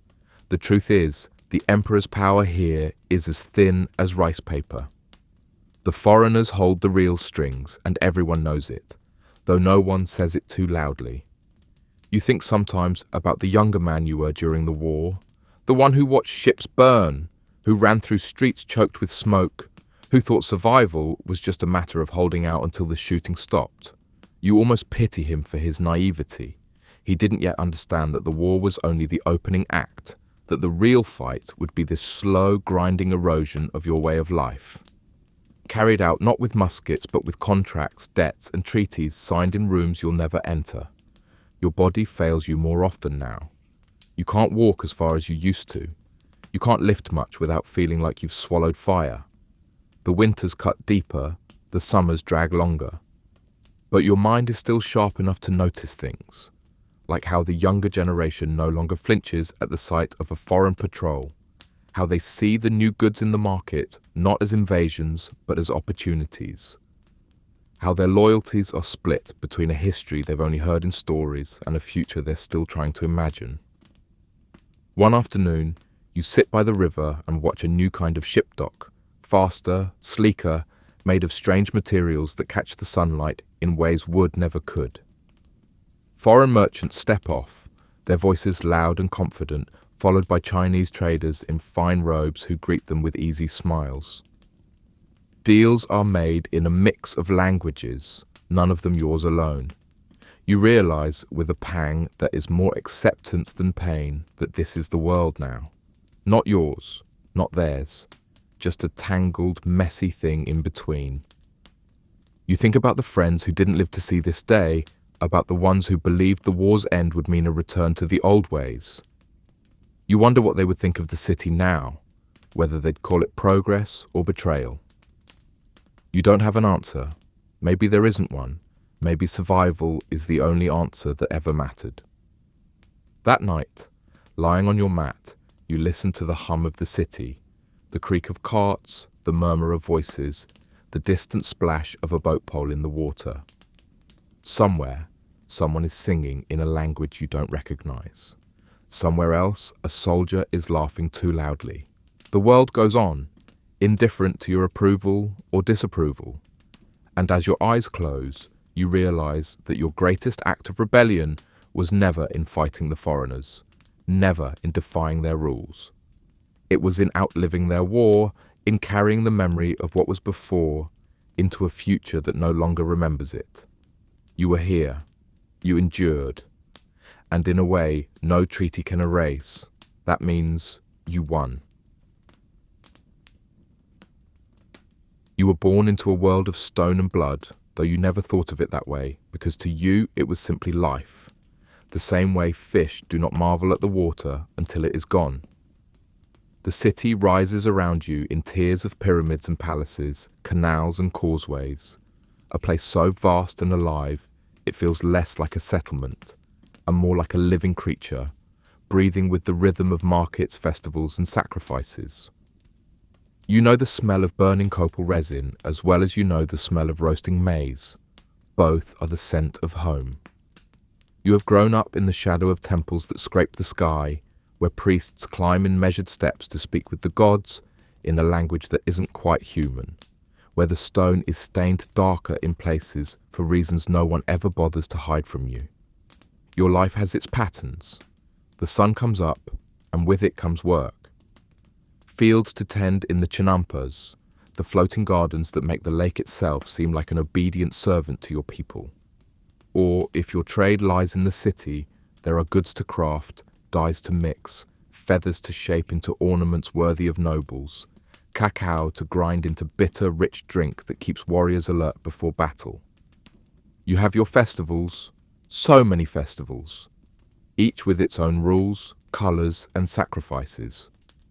Some are small, barely more than a neighbourhood gathering. Others last for days, the city transformed into a blur of dancing, drumming and offerings that leave the altars piled high with flowers and the dead. You do not think of your customs as strange because they are yours, handed down from ancestors who built this city out of mud, stone and willpower. Your gods are many and close. They walk among you in the wind, in the rain, in the hunger before the harvest. You give them what they require, blood, maize, song, because without them the sun might refuse to rise, and no one in their right mind would gamble on a dark and endless dawn. The offerings are part of life, the way taxes will be in another empire's world. You are used to the drums beating not just for celebration, but to drown out the cries of the chosen, because the gods demand vitality, and the strongest gifts are given in struggle. And then they come. At first, you hear about them as rumours. Men with skin like lime-washed walls, with beards like old farmers, but bodies unbent by age, riding beasts so large and alien that children believe the man and animal are one creature. The stories are ridiculous, obviously, the sort of thing you hear from traders who have been too long on the road, too willing to spice up a sale with tales of foreign wonders. But then, the rumours become reports, and the reports become shouts, and before you know it, these pale, metal-clad strangers are walking your causeways, their weapons glinting in the sun, their eyes moving like men who have already decided what they want and are merely working out how to take it. They speak in a tongue you do not know, though they bring with them men from distant lands, Tlaxcalans, Totonacs, who speak yours well enough to make their intent clear. They are here for gold, for power, for something they call a god, but speak of as if it were the hungriest merchant in the marketplace. They eat differently, pray differently, bleed differently. Their metal cuts deeper than obsidian. Their beasts strike fear before they even move. They do not bow to your emperor, and they smile too much when they speak of friendship. At first, Your people treat them as honored guests, because that is the way of the Mexique. A stranger under your roof is fed, clothed, and given a place to sleep. The emperor himself meets them, gifts them, tests them. But it is an uneasy generosity, one that grows thinner each day as it becomes obvious that these guests mean to stay, and they expect more than hospitality. They want tribute. They want control. They want the very beating heart of the city. The conflicts begin as small sparks, a scuffle in the market, a priest insulted, a soldier struck. But sparks have a way of finding dry tinder, and there is plenty to burn. You watch as arguments turn to skirmishes, skirmishes to battles, each side convinced of its own divine mandate. Your warriors fight as they always have, with courage and skill, their obsidian blades sharp enough to open a man from throat to navel. But the strangers fight like a storm, loud, sudden, full of smoke and thunder. And behind them come the sicknesses, invisible armies that slip through your streets and cut down the old, the young, the strong, the weak, without a single blow. You cling to your world as it starts to crack. You still rise with the sun, still tend the chinyempas, still hear the drums at the temples. But now the drums sound more desperate, the offerings more hurried, as if the gods themselves are anxious. The strangers build where they should not, demand what they do not deserve, and yet somehow still sit at your tables with smiles that say they believe this is destiny, not theft. And you, caught between what was and what will be, begin to understand that the meeting of your people and theirs is not just a clash of swords, but of worlds. And only one of those worlds has a future here. You wake before the sun, not because you want to, but because that's what life in Tenochtitlan demands of you. And also because the smell of the canals does not improve with daylight. The city is already stirring, long before the first gold streaks reach across Lake Texcoco, as women pound maize into masa with the dull, steady thump of stone on stone, and the vendors in the market rehearse their cries like actors who know their audience is too distracted to applaud. You wash your face with cold water carried in from the causeways, trying to ignore the thought of what else has been carried in that same water overnight. Your work is not glamorous. You are no eagle warrior, striding through the streets in jaguar pelts and feathered headdresses, gathering the whispers of awe like tribute. You are a craftsman, a maker of obsidian blades, the kind that can cut through skin as easily as the priests cut through a beating heart on the steps of the great temple. Your hands know the rhythm of the work so well that you could do it blind, and sometimes you wish you could, because obsidian dust gets everywhere, even into your dreams. The city is a maze you know by instinct, causeways strung over water like taut ropes, canals that slice through neighborhoods in orderly lines, temples that rise like stone mountains above the houses of mud and reed. The great market at Tlatelolco is already alive with the smells of chili, fresh fish, roasted cacao, and the less appealing tang of live turkeys in wicker cages. You've been coming here since you were a child, since the first time your mother trusted you to carry a basket without dropping it into the canal. It's where news moves fastest, faster than any runner can carry it, wrapped in gossip and sprinkled over haggling like salt over maize. The gods are everywhere here. You see them in the painted murals, in the carved idols, in the way people bow slightly when passing certain shrines as if trying not to wake a sleeping animal. You keep your own devotions quiet, a small offering of flowers at a neighborhood altar, a whispered thanks to Tlaloc when the rains come on time, a carefully avoided glance at the blood-slicked steps of the temple after a sacrifice. You don't question the priests, not out loud. In this city, questions can be dangerous. Your meals are the same as they've always been: maize, beans, chili, and whatever small meat you can afford or catch. Sometimes fish from the lake, sometimes insects roasted with salt until they pop between your teeth, sometimes nothing but tortillas and water flavored with a squeeze of bitter fruit. It's enough. It has to be. And yet, life is not without joy. There are the festivals, days when music drowns out the cries from the temple, when the air smells of flowers instead of blood, when you drink pulque until the world spins and the gods seem almost friendly. There are the nights by the canal with friends, the moonlight turning the water silver as you laugh at stories too old to be true. There is the comfort of knowing your place, your work, your role in the vast machine of the empire. But lately, the market gossip has changed. Less about who cheated, whom in trade, or whose son disgraced himself at the ball court, and more about strange sightings. Fishermen talk of giant floating houses on the sea, houses that move without poles or paddles, their sides shining like wet stone and their tops sprouting great white cloths that catch the wind. Others whisper of pale-skinned men with hair the colour of maize silk and beards like tangled roots, who ride animals taller than a man's chest and carry sticks that spit fire and death. You tell yourself it's just a story, one of those tales traders bring from far-off coasts to make themselves seem important. But you notice the way the older men in the market exchange glances and stop talking when warriors pass. You notice that the priests have been offering more sacrifices lately, and not just prisoners of war, sometimes locals, sometimes people whose only crime was to be in the wrong place at the wrong time. One morning, you see something that makes the rumors harder to ignore. A group of messengers arrives from the coast, their sandals still wet with seawater, their faces pale beneath their brown skin. They go straight to the palace, past guards who don't bother to stop them.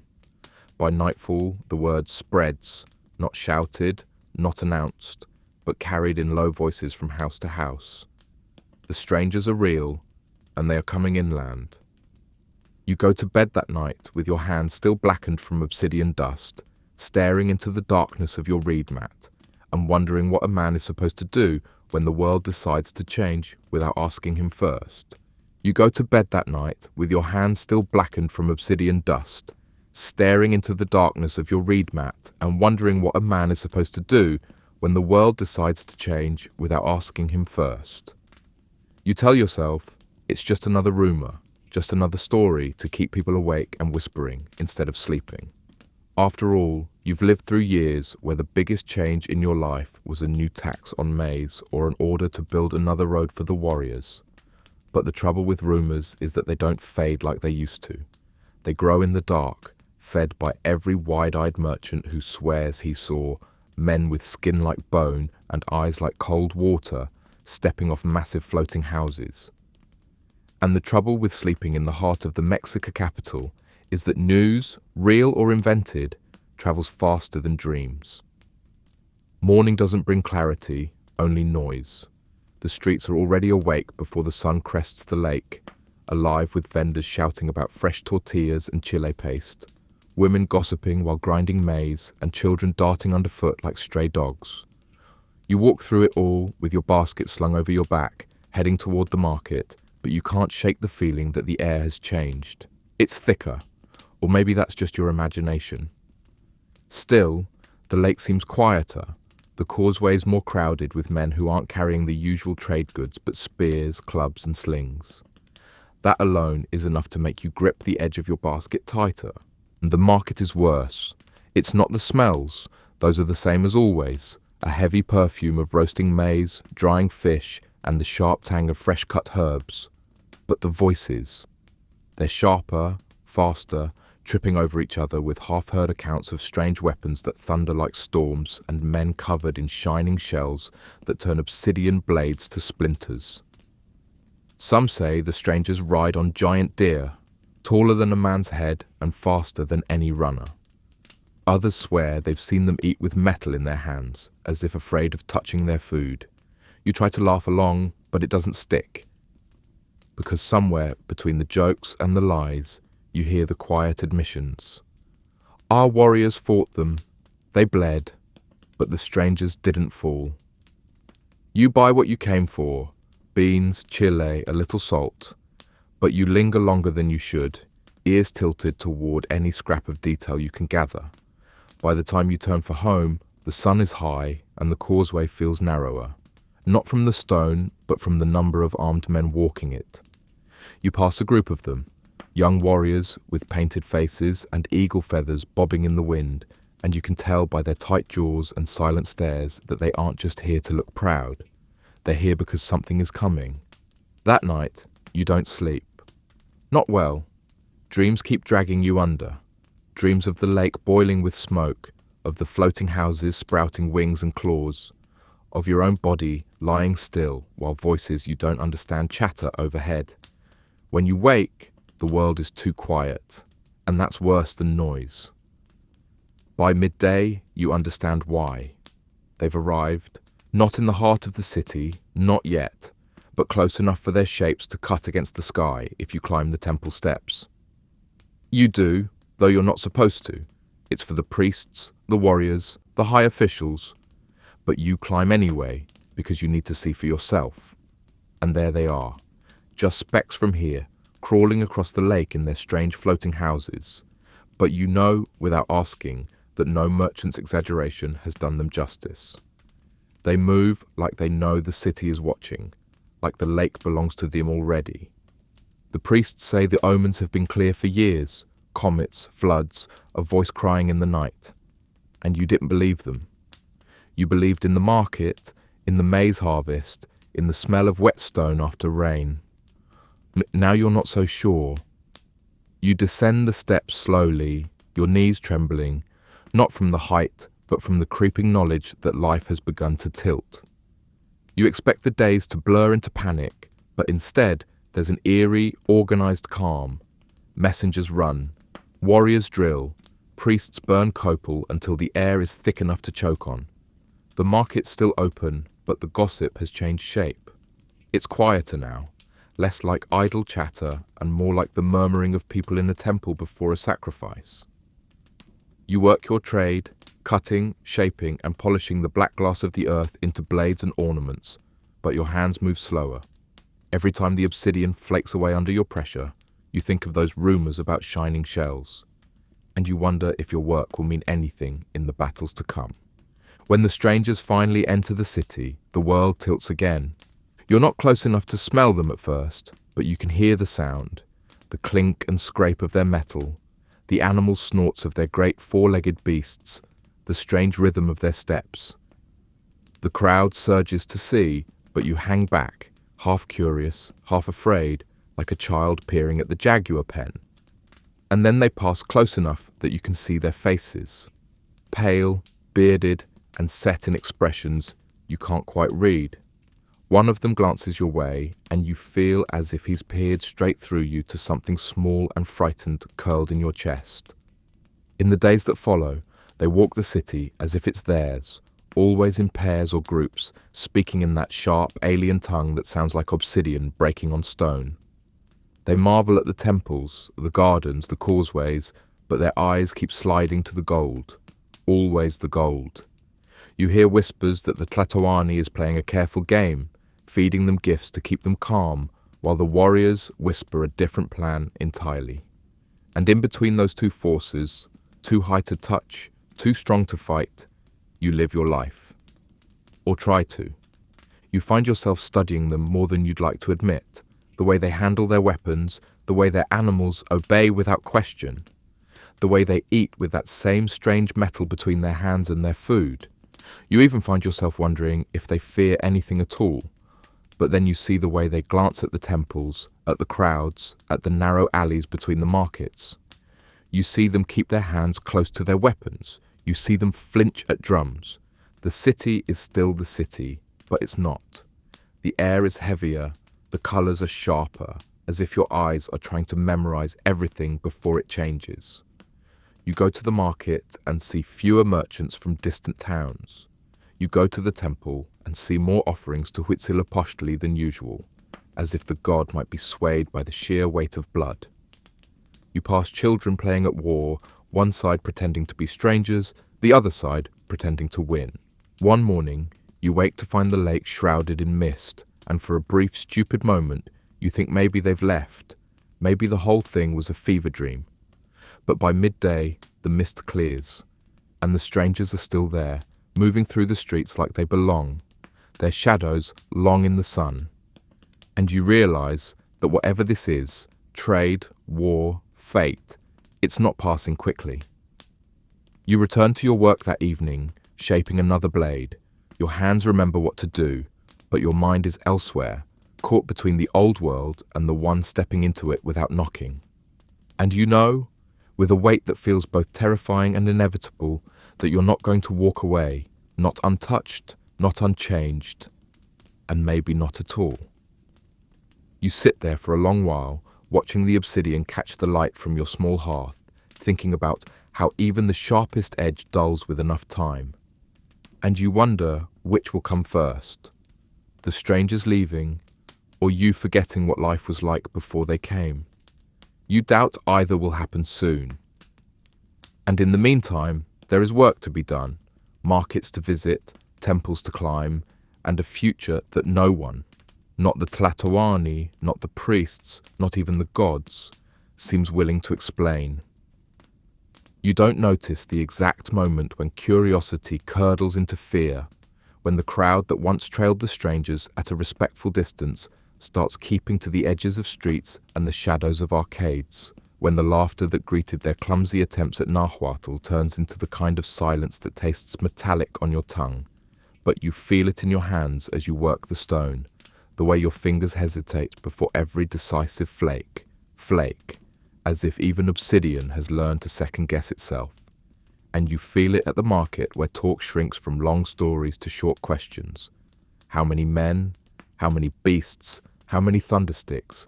Because the day for marveling has ended and the day for counting has begun. You tell yourself that cities like yours do not end. They are too large, too intricate, too inevitable to be unmade by a handful of pale men and their iron pets. And yet you also tell yourself to keep a goatskin of water ready, to keep a bundle of tortillas dry on a shelf, to know the fastest way from your door to the nearest canal, because bravado is useful in songs and unhelpful in alleys, and a man who lives by his hands knows that sometimes survival looks a lot like preemptive retreat. What the nobles debate in painted halls and the priests interpret from smoke and sacrifice resolves itself on your street in simpler terms. The strangers are not guests, they are debts come due, and they collect in coin, in gold, in grain, in time, and when they are especially devout, in blood not theirs. They move into palaces as if walls recognize them. They take your Tlatoani's arm not as a friend, but as a leash. They speak softly while their hands count loudly. And though messengers still run, their sandals slapping the causeways with honest urgency, you begin to understand that messages outrun power only in poems. Real power rides, shod in iron and seated on a beast that learns to enjoy the way people scatter. You learn quickly what everyone learns, that the thundersticks do not kill because they are gods. They kill because noise is a weapon, smoke is a weapon, fear is a weapon. And iron balls do what obsidian edges cannot stop, that the shining shells are not invulnerable, only stubborn, and that a well-thrown spear can make even a man wrapped in metal sing a short, surprised note. That horses are not monsters, only animals with better posture and worse patience, and that they bleed too, though it takes a kind of calm you haven't yet grown to aim for the animal when the rider is shouting oaths in a language that sounds like a pot boiling over. That their blade edges do not chip when meeting bone, and that your own blade, honed like a shard of frozen night, is still a night that dawn can break. For a handful of days, weeks, the city's drumbeats tangle time. You persist in the fragile middle where everything is performance. The priests perform gratitude, the nobles perform welcome, the strangers perform friendship, and you, along with everyone else who shares the street with dogs and traders and scattered fish scales, perform normal life, which now consists of working while counting how many redcoats stand at the corner, of selling while checking whether the man at the far stall is trading information faster than he is trading cacao, of sleeping while your dreams practice running. In this limbo, you become a connoisseur of footsteps, the flat slap of a porter, the syncopated clatter of iron feet, the three-beat canter of a horse, the sudden ragged stampede that means a crowd has decided together to become braver than is strictly advisable. You see the first proof that the stranger's hunger is not seasonal when the palace disgorges tribute as if it were a wounded beast spilling its insides. Discs of gold, masks with eyes that will never close, plates that never knew a mouth. All of it carried away toward a furnace of greed, melted into anonymity because the shape that honored a god does not honor a king across the water. And you have a thought you don't speak to anyone, that the worst kind of theft is the kind that erases memory along with property, that melting is not just taking, it is unmaking. You also see what you were not supposed to see, the fear in the Tlatoani's eyes when he stands among them, an emperor reduced by proximity to a hostage whose dignity is a ceremonial jar everyone pretends not to notice is cracked. The nobles say he chooses to placate them. Your stomach, being less polite, says he has been chosen to be placated. You are there, not in the courtyard, but close enough to smell the copal and hear the drums.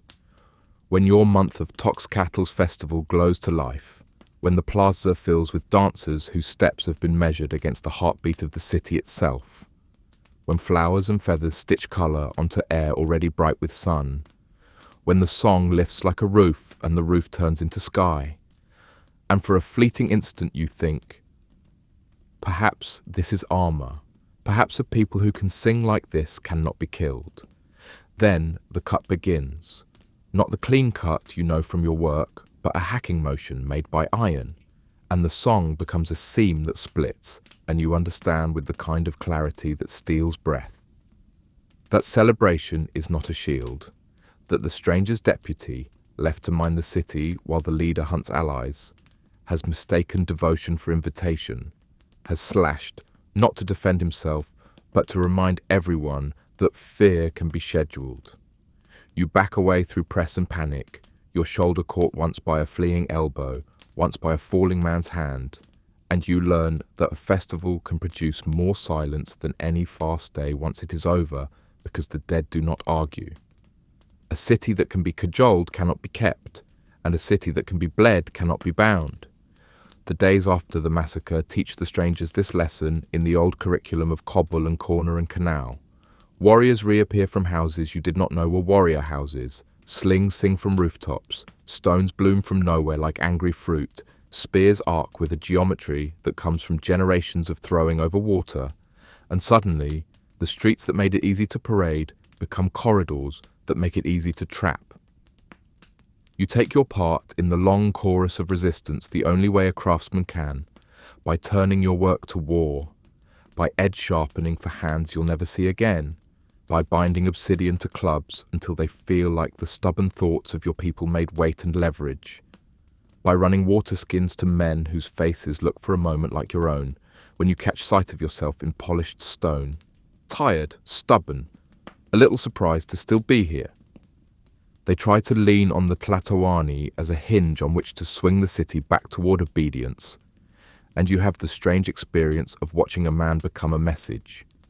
He speaks from a rooftop, not as a ruler, but as the echo of his captor's need, telling you to stop what your bones know. You cannot stop now that the city has remembered it has a spine, and the missiles rise, some from anger, some from accident, some from the chaos that follows any shouted order. And you hear a different kind of silence after the thud, the kind that cities make when they realize even emperors are mortal, and a new ledger begins. Who killed him? Why? Whether it matters, whether it changes anything except the speed at which something already rolling downhill picks up. Night does what day cannot. It hides regret while it clarifies intention. The strangers decide that a city is easier to master when viewed from outside its walls, and so they try to leave with their plunder and their pride and their wounded authority, threading the causeway by lantern flicker, horses slipping on stone slick with rain and history, men staggering under the weight of gold they love too much to drop, and you, along with every boy who has ever wanted to prove that his sling arm is more than play, line the margins of water and bridge, turning night into a teaching aid. And if later, balladeers give this night a sorrowed name for the weeping of men in iron, you know it for what it is, the single clean arithmetic lesson in a long messy course. If you come to a lake city with greed, you will leave with grief, if you can leave at all. By morning, the causeway is a rosary of dropped treasure and drowned ambition. By noon, Your people call the day by a word that tastes like cedar smoke and rainwater and old anger finally allowed to breathe. But the story does not end at a causeway the way stories in markets like to end, with a punchline. The strangers do not dissolve like salt. They retreat, they recruit, they return. You learn a new geography of enmity as towns whose names you once heard only as rival scores on tribute tallies arrive as allies of the Pale Men. Tlaxcala, for instance, whose warriors carry their own grudges like sharp tools and find in the stranger's thunder the hammer they were waiting to borrow. You learn another arithmetic too, that a disease which rides in with them moves faster than horses and speaks more eloquently than their leaders, that it leaps across thresholds your spears never cross and kills in private where your warriors cannot even figure out where to stand, that pustules and fevers can do what iron sometimes fails to, which is empty a house and quiet a street without breaking a single pot. You do not know the word they use for it later. You only know the way mothers bind charms that do not work, and priests burn copal until smoke starts to smell like pleading, and men who never feared bleeding now fear breathing, and you find in yourself a new kind of hate that doesn't have anyone's face to aim at. When they come again, it is not a visit but a verdict, and the siege turns your island city, pride of a people, gem on a lake, geometry made habitable, into a patient that doctors have decided to starve into obedience. The causeways crowd with blockades, the canals clog with wreckage, the markets turn into memory palaces where you walk the stalls in your mind to remind yourself what plenty smelled like. And food becomes the negotiation you have every morning with your body. How much today, for how much strength, toward what end? You do small work made large by hunger, salvaging beams from ruined houses to form barricades that look less like defense than like promises to yourself, carrying water from places where water still comes as if you were hauling luck, finding ways to boil bitterness out of weeds and call it soup. The warriors keep count, the nobles keep counsel, the priests keep schedule, and you keep breathing, which feels increasingly like rebellion. Their tactics are orderly in the way of men who write things down. Brigantines sweep canals that once were your secret streets. Crossbow bolts arrive from angles your childhood games did not imagine. Cannon mouths cough at walls that your father's father's father helped lift, and every cough is a sentence. Your tactics are improvisations in an old mode, sudden rushes across rooftops, ladders that appear like afterthoughts, dart storms from windows that used to pour out only laughter and cooking steam, a city's knowledge of itself weaponized until every courtyard becomes a trap and every corner becomes a question. You see men in iron step wrong and vanish under the city's skin, and for every such victory there is a loss you can taste. Friends who do not return, cousins who cough themselves thin, children whose play grows quiet because games about war become less fun. The closer war comes to the voice telling you to wash for dinner. You do things you swore you'd never do. You pull timbers from your own roof to strengthen a barricade on someone else's street. You chip stone from a temple stair to weight a net that will catch a boat that should never have been in that canal. You speak kindly to a neighbour you always despised because his well has not failed yet, and kindness draws water better than insults. You also think thoughts you swore were for cowards. That flight is not the same as surrender, that survival has its own kind of loyalty, that a people can be carried on the backs of those who choose to live long enough to remember. But even as you think them, you stay, not because you believe victory is guaranteed, but because leaving feels like changing languages mid-sentence, like telling the lake it can be a field now and expecting it to agree. On the days when the fighting grows so close that your house shakes like an old man with fever, you learn the rhythm of terror, the thud, the shout, the brief silence, the rush, and then, sometimes, the laugh that means, for this courtyard, for this hour, you are still the ones who know how the turns in the alley lean, who know which lattice can hold a man and which gives like paper, who know where the stones are loose and can be persuaded into air. On the nights when it rains, you become a meteorologist of morale, learning that hope falls heavier when it has water to ride, that men speak braver beneath eaves because the sound of a storm hides the thin places in their voices. You do not know the day the city will fall until it is the day. Sieges end like ropes fray, slowly, then with a snap. And one morning, the drums that have measured your life since childhood no longer give orders. They only mark memory, and the messengers no longer run because there are no messages left to carry that anyone does not already know. The streets where you learn to walk fill with men who learned different streets, and you do the mechanical acts of surrender. Opening a door, raising two empty hands, stepping back from a threshold while a boot decides whether your house will be a house tomorrow. You learn that conquest sounds less like trumpets and more like lists. What they call victory looks, from where you stand, like arithmetic done with bone. They begin to count again.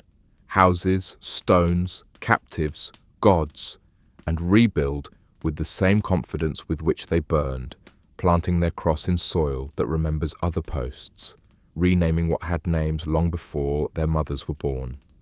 You watch a church rise where a temple fell, observant of its angles not because you envy it, but because craft recognizes craft, even when craft is in service of a God who speaks through men who do not know how to ask permission.